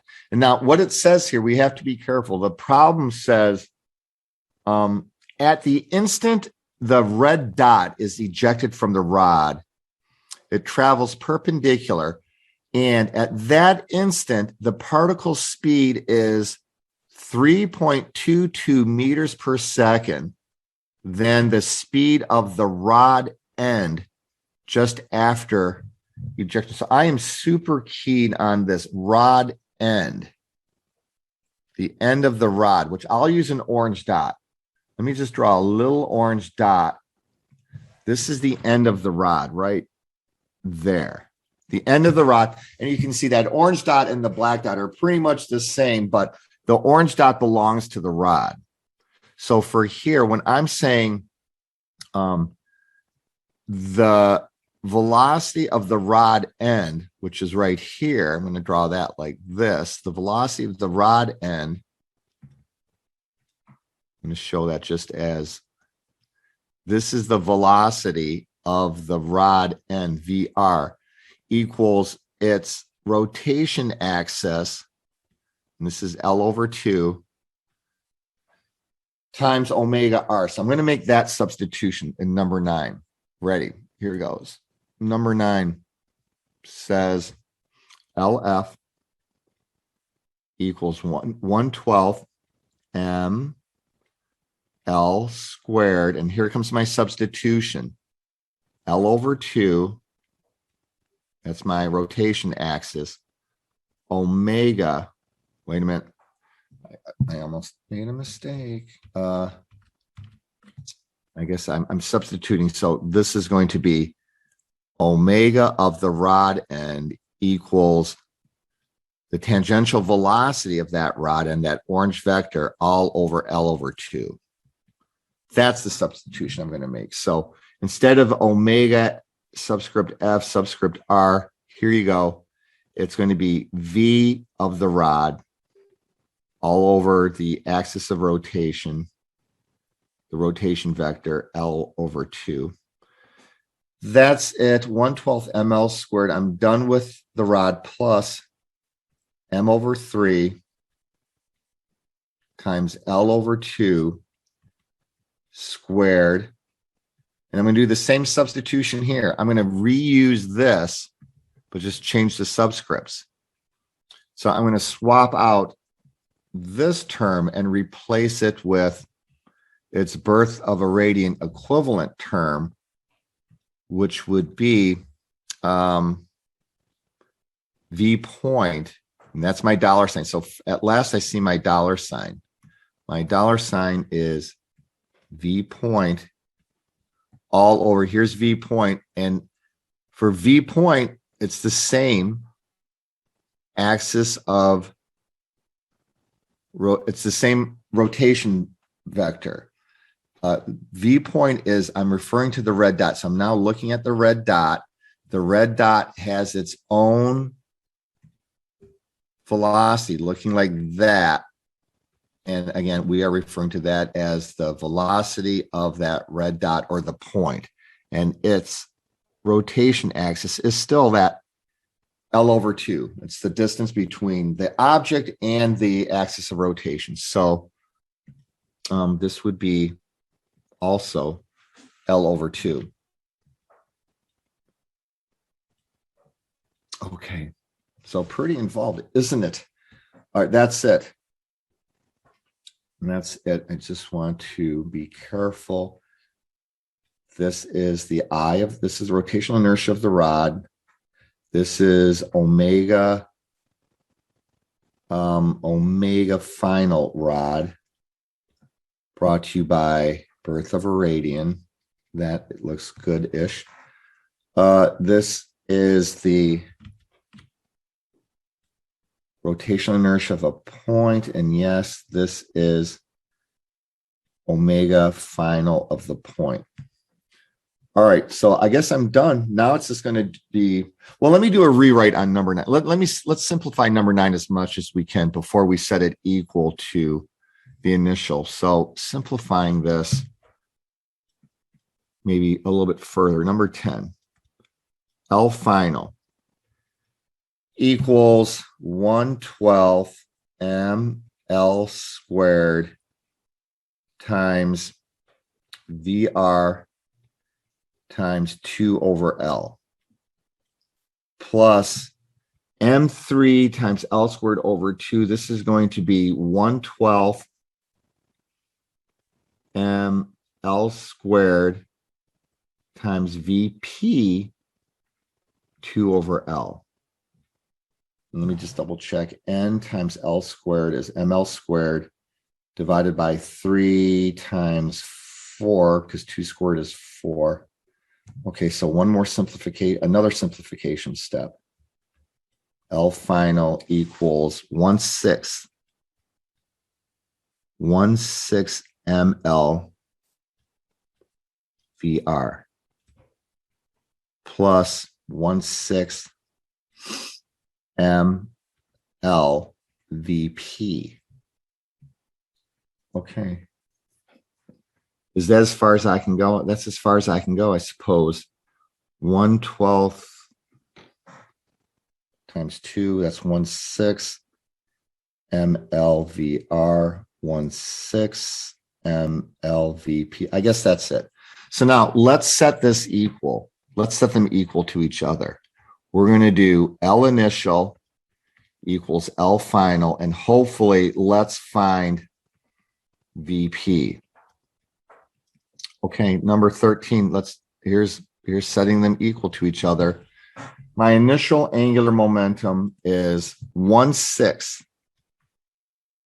I'm just looking at here, step 5. Step 5, 1/6 ml squared omega initial. That's my initial angular momentum. Here's my final angular momentum.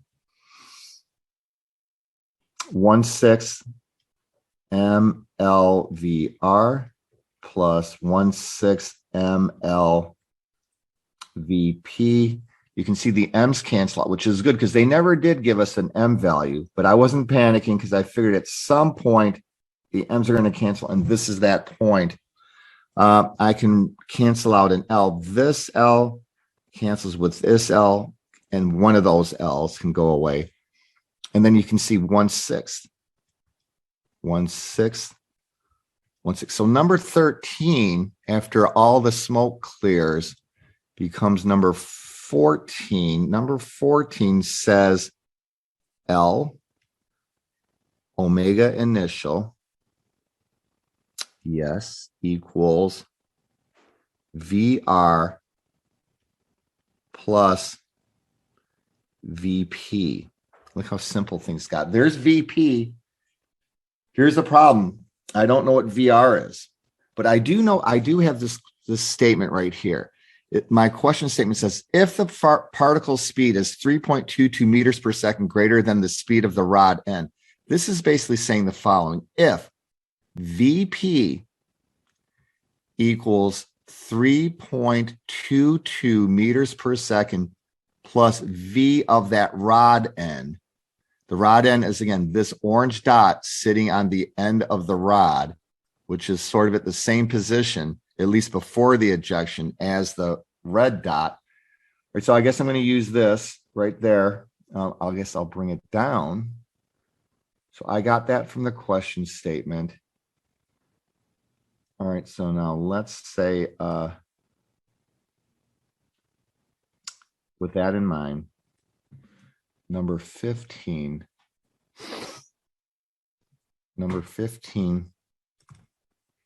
solve for VP. So do I know everything?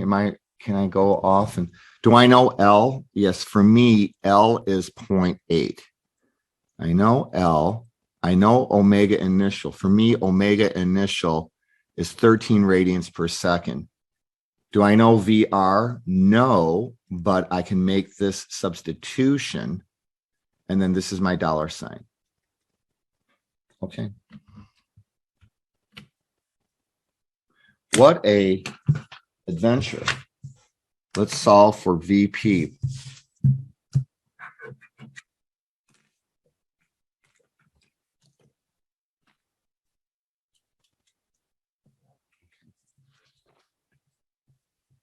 L for me was, let me check.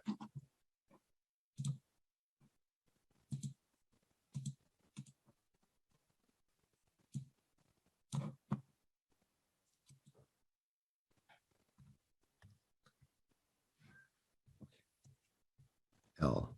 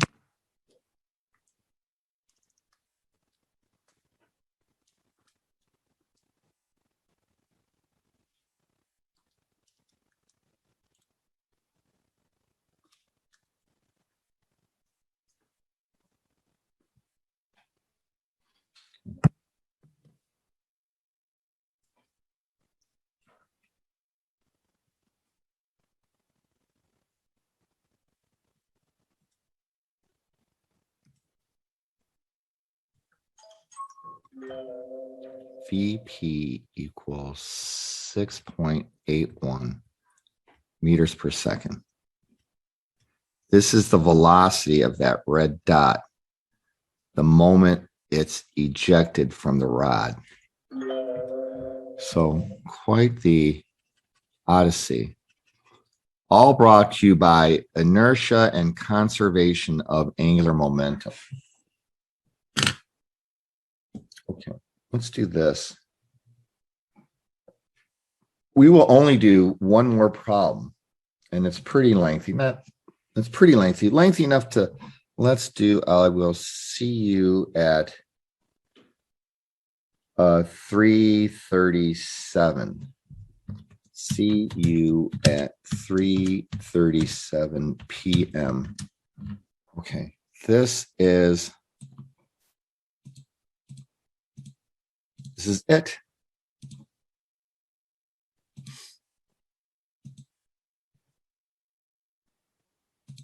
All right, so looks nasty. We have a jar of jalapeno peppers. That's the author's humor. He always likes to use like a cookie sliding down a ramp, or jar of jalapeno peppers or something like that. Funny. Let's draw a three-dimensional coordinate system like this. Okay, so right now, I'm going to use my origin as the AOR because it said to. There's my AOR. Okay, it says, what is the torque about the origin? So about the origin means the origin is the AOR. And that's not always going to be the case in this problem. So I'm torquing my jalapeno peppers about the origin. And my jalapeno peppers are located right here. Let's pinpoint the location of the jalapeno peppers. 3 minus 2, 4. So 3 minus 2. And then 3 minus 2, 4 meters out of the page. Like that. Ooh. Uh-oh. Trouble. 1 second.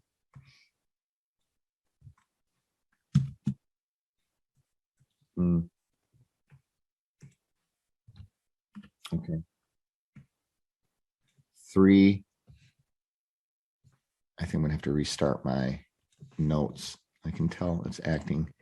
Let me crash my notes and restart it to clear the cobwebs. Okay. All right, so where's my jalapeno peppers? They are right here. 3 minus 2. And then plus 4 coming out of the screen. 3 minus 2 plus 4. Okay. Making that parallel with the X. That's my best shot. All right, so this is my position. This is 3 meters I hat. This is -2 meters J hat. And this is coming out of the screen 4 meters K hat, and try to give it the little perpendicular symbol. And it's coming out of the screen. So trying to make it look three-dimensional a bit. So here's my jalapeno peppers. My jalapeno peppers are located right here. 3 minus 2 plus 4, right there. That's my object. That purple dot is my object. At this point, there's a force acting on them. So here's the force acting on these jalapeno peppers. The force is 9.3 newtons in the I hat direction. Okay. 9.3 in the I hat, negative 1.8 in the J hat. Okay. And positive 1.5 in the K hat. making this parallel with the z-axis. Okay. So let's just label that. This force is 9.3 newtons in the I hat direction, negative 1.8 newtons in the j hat direction, and 1.5 newtons in the k hat direction. Perpendicular and perpendicular. All right. So in a nutshell, here's my position vector. This is my position vector right here. From the AOR, there's my position vector. Okay. And this is in three-dimensional space. And here's my force vector acting on that same jar of jalapeno peppers, right like that. So this is force. This is my position vector. What's the torque? What's the torque exerted on that jar of jalapeno peppers? Okay, so let's just knock this one out. This will be pretty easy. And here's the answer. The answer is torque is equal to R cross F equals I, J, K, I, J. And it's R cross F, not F cross R. So what comes next? R comes next. So for me, R is 3 meters in the I hat, negative 2 meters in the J hat, and 4 meters in the K hat direction. And repeat, 3 minus 2. And then it's F because it's R cross F, so F comes next. F for me, 9.3 newtons in the I hat direction, negative 1.8 in the J hat direction, and coming out of the screen, 1.5 newtons in the K hat direction. And repeat that, 9.3, negative 1.8. So let's do crisscross. So I hat times 2. Let's see, right here, I'm going to get 2 times 1.5 is negative 3 Newton meters in the I hat. I'll put the I hat down here. Here's my J component. Ready. What is 4 times 9.3? It's 36 plus 1.2, 37.2 plus 37.2 Newton meters in the J hat direction. Okay. What is K hat times 3 times negative 1.8? That would be a negative 5.4 Newton meters K hat. Okay, that's Chris. Here comes the cross. This will be K hat times negative 2. What is negative 2 times 9.3? It's 18.6. Negative 18.6, but I flip the sign. So negative 2 times 9 is 18, 18.6, positive 18.6 Newton meters in the K hat. And then I hat times 4 times, what's 4 times negative 1.8? It's negative 7.2, but I flip the sign again. So it's going to be positive 7.2 Newton meters I hat. And I can see I'm running out of space here. So I'm going to move everything over.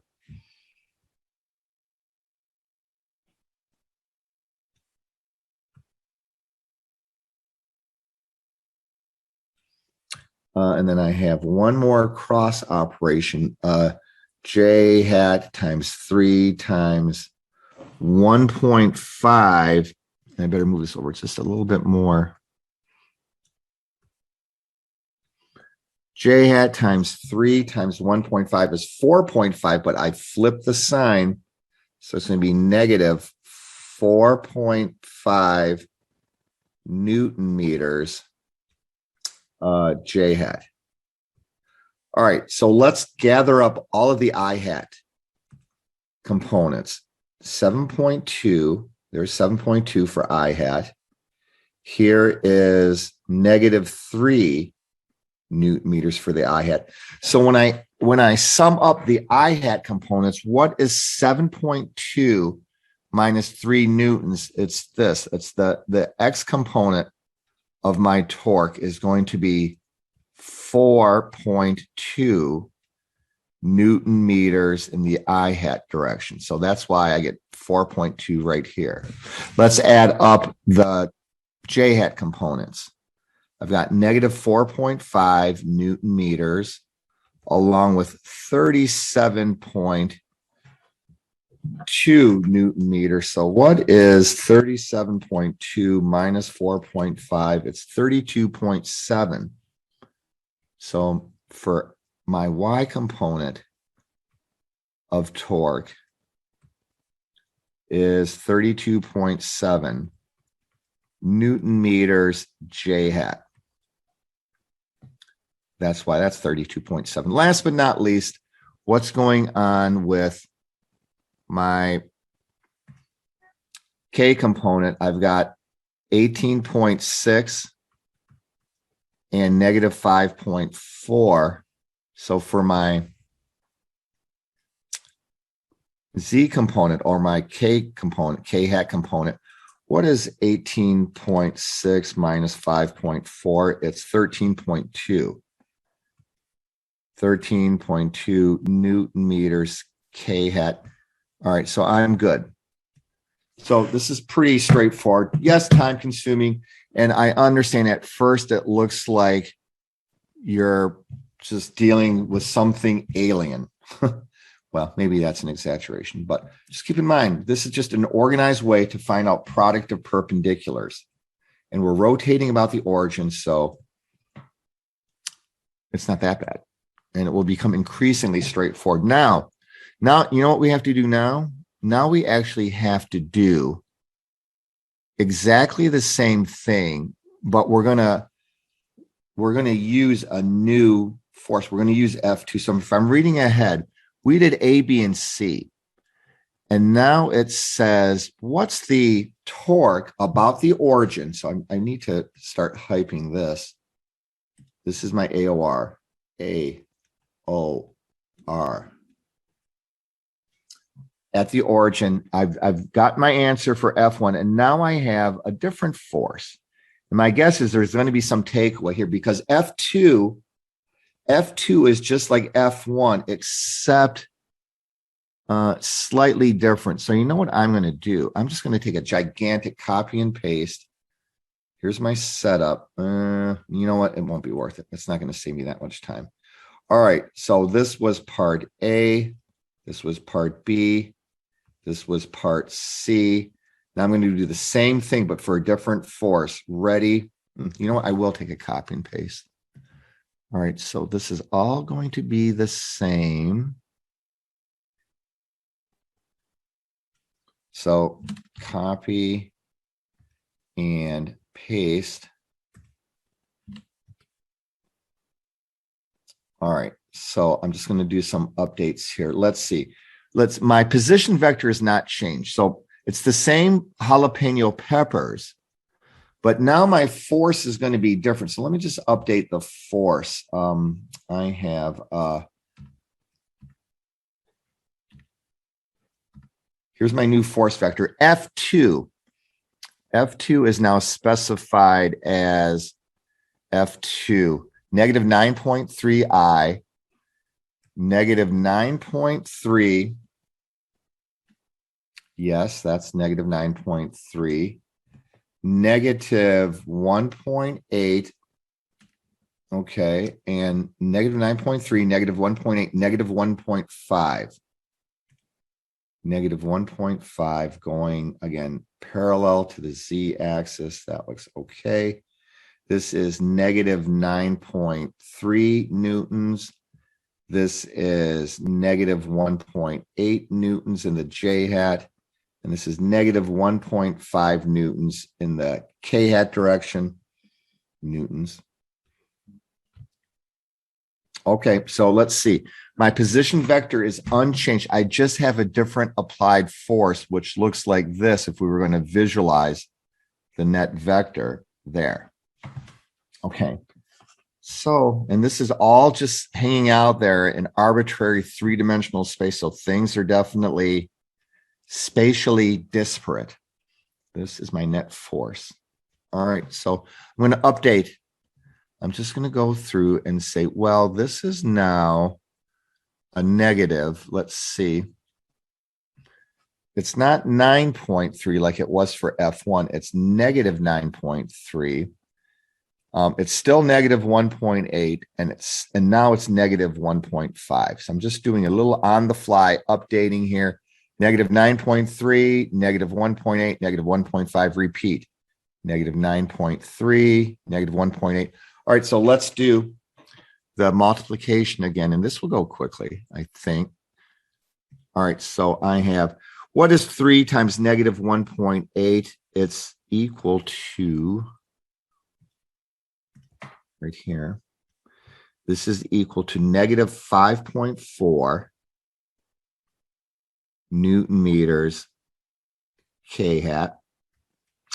And well, I guess I'm going kind of in weird order. Let me do I hat. So I hat is I hat times negative 2 times negative 1.5. So this is 3 Newton meters I hat. Negative 2 times negative 1.5 is 3. My J hat component is 4 times negative 9.3 is 37.2, negative 37.2, negative 37.2 Newton meters J hat. And then I did the 4 times 9 is 36, 1.2, 37.2. All right, so, and then I did the K hat component because I started out of order. All right, 3, 2.4. That's it. That's the CRIS operation. The cross operation is what's 2 times 9.3? The answer is 18.6, but I negate it. So it's going to be negative 18.6 Newton meters K hat. And then I hat times 4 times negative 1.8. That's going to be a positive 7.2. 7.2 Newton meters I hat. And let me check that. 4 times 1 is 4 plus 3.2. But I flip the sign. Okay, plus J times 3 times negative 1.5. It should be negative 4.5, but I flip it. So now it's positive 4.5 Newton meters J hat. So I'm going to add up all of the I hat components, 7.2 and 3 is 10.2. So that's what I get here. So I'm good to go for tau x with this new force. Tau x equals 10.2 Newton meters I hat. Now I'm going to look at the J hat components. Negative 37.2 and 4.5. So the question is, what is negative 37.2 plus 4.5? And the answer is negative 32.7 tau y equals negative 32.7 Newton meters J hat. And last but not least, my K hat contributions.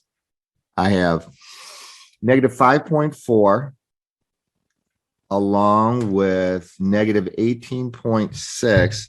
Negative 18.6 minus 5.4 is negative 24 Newton meters in the K hat direction.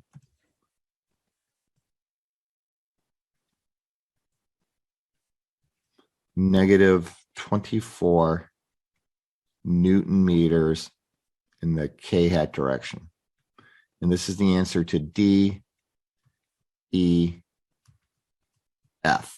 So I got the answers to D, E, and F. So very operational. This is what's special. This is why we are special. We have to be super meticulous like this, and we have to be able to see things in 3 dimensions and visualize and still innovate and come up with new ideas and cough up disruptive technology. So it's quite the combination. I mean, if we were going to art school, we don't have to worry about cross products and keeping track of X components, but we're kind of doing a blend of art and math, which is, to me, what do you get when you cross art plus math? You know what you get? You get physics. So that's one way to look at it. That's A through F. G. What do we do now? Repeat. Now we repeat for F1 plus F2. So tedious, but again, I think this is trying to teach an overarching point. So I'm going to keep going. I got to do F1 plus F2. All right, so here, what is vector F1 plus vector F2? I got to figure this out. Vector F1 is, so I'm just going to segregate I'm going to associate the components right now. F1 is 9.3 newtons in the I hat. F2, so I'm looking at this. Here's F1 I hat. Here's F2 I hat. So if I add them together, 9.3 minus 9.3, what are the units? Newton meters. What's the vector component? I hat equals 0. 0 I hat. All right. Let's do it like this. That's my I hat plus I'm going to do the same thing for my Y hat components. You get this J hat component. So that J hat component plus this J hat component, again, F1 plus F2, I have negative 1.8 plus a negative 1.8. So that's going to be negative 1.8 minus another 1.8 because I'm adding them together. The units are Newton meters, I hat, J hat, I should say, sorry, J hat. And then same thing for my K components. For my K components, this is what I have. I have 1.5 newtons, 1.5 newtons for K hat and negative 1.5. So this would be 1.5 newtons minus 1.5 newtons K hat. And I mistakenly was writing down Newton meters. It's not Newton meters, it's just newtons. So when I add F1 plus F2, F1 plus F2, when I add all of those together, negative 3.6, negative 3.6 newtons in the J hat. That's F1 plus F2. Now I'm going to apply that force to the same particle about the origin. Here goes. Torque equals R cross F. Here comes my headers. I, J, K, I, J. R comes first, so it's going to be still 3, negative 2, 4. Same position vector, 3, negative 2. And now here's my force vector, 0, negative 3.6, 0, and repeat, 0, negative 3.6, and I'm going to do my crisscross operation. I'll do this. All right, so what is I times negative 2 times 0? That's 0. What's j times 4 times 0? That's 0. What's k times 3 times negative 3.6? That's not equal to 0. That is equal to 3 and 1.8 is 10.8, negative 10.8. Negative 10.8 Newton meters k hat. Okay, so now let's zag the other way. K times negative 2 times 0. This is 0. I guess I wasn't writing down 0, just leaving it. All right, I times 4 times 3.6. This is equal. What is 4 times 3.6? It's 12 and 2.4, 12.4, but I flip the sign, plus 14.4 Newton meters I hat. 12 plus 2. All right. I hat. And j hat times 3 times 0. Okay, so that's my answer. I should have 14.4 Newton meters for the x component. I do. I should have 0 for the j component. I do. And I should have negative 10.8 for the k component. I do. So I am done. 9 down, 3 to go. And the timing's working out perfectly. I'm done with GHI. This was, okay, I'm done with all that. Now repeat the previous part for the torque about the point. So I'm going to move. I'm going to keep everything exactly the same except for my AOR. My particle stays where it is. My force is still this force. I'm going to stick with this force. But now instead of rotating about the origin, here's my new axis of rotation. It's I'm moving. Here's my new axis of rotation. I'm going to, let's see, it's 3 meters, 2 meters. All right, so let me go up. It's 3 meters, and now this is 2 meters. 3 meters, 2 meters, and 4 meters. So I'm just going to translate.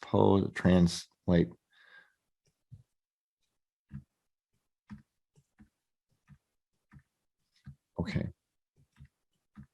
So there's my new AOR is no longer at the origin. I shouldn't have done that. Well, I'm going to, all right, here's my new AOR.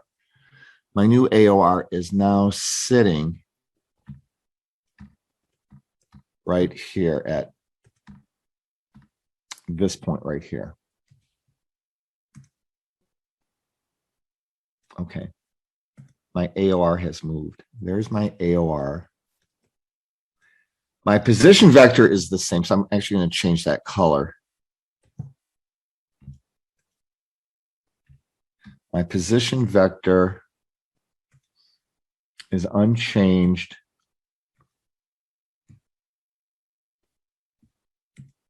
Here's my position vector relative to the origin. It's still right there. Okay. So now I got the same position vector, the same force vector, this right here, but a different AOR. So how do I deal with that different AOR? It's going to be a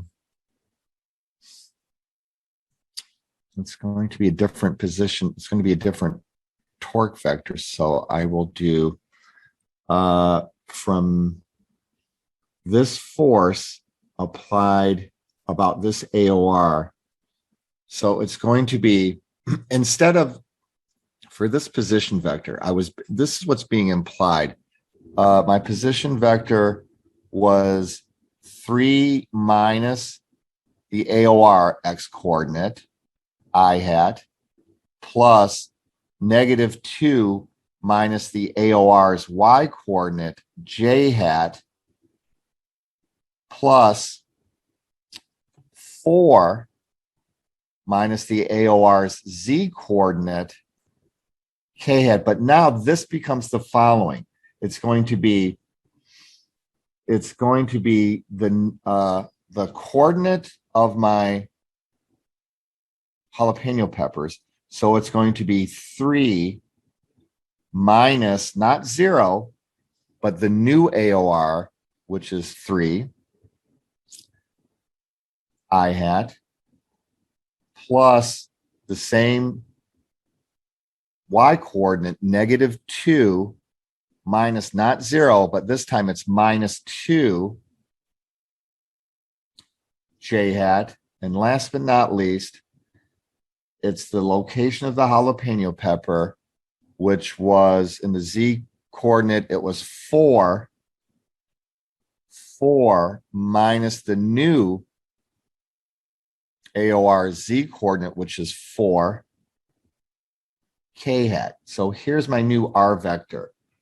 My new R vector is equal to -4 J hat. Okay, so this is this is my R vector for new AOR. So one of the big takeaways here is you don't always have to figure out what's going on with respect to the origin. You can have torque and angular momentum with respect to any point in space, which is kind of a new concept because we're so programmed into thinking everything's about the origin. No, it's about this is an Einstein thing. Einstein did a lot of the stuff, relative coordinate systems, and had to do all of this stuff for general relativity. But we have R for the new AOR is known. So here goes. This is the last 3 that we have to figure. Ready? Torque is R cross F equals I J K I J. Here's my new R. Ready? It's going to be 0 in the I hat direction because 3 minus 3 is 0. -4 for J hat because -2 minus -2 minus 2 is -2 minus 2. Let me see. -2. No, that's right. -4. And then for my Z hat, it's going to be 0. Repeat, 0 minus 4. And my force vector is 0, -3.6 newtons. That comes from right here. And then repeat 0. And then, or now I should say repeat 0, -3.6. Let's do the crisscross. Ready? What is I times -4 times 0? It's 0. J times 0 times 0 is 0. K hat times 0. Everything's equal to 0. Yep. So anyway, it equals 0. So that's why I had 0, 0, 0. So that is some heavy thinking. That concludes today's unit on cross products, angular momentum, and torque.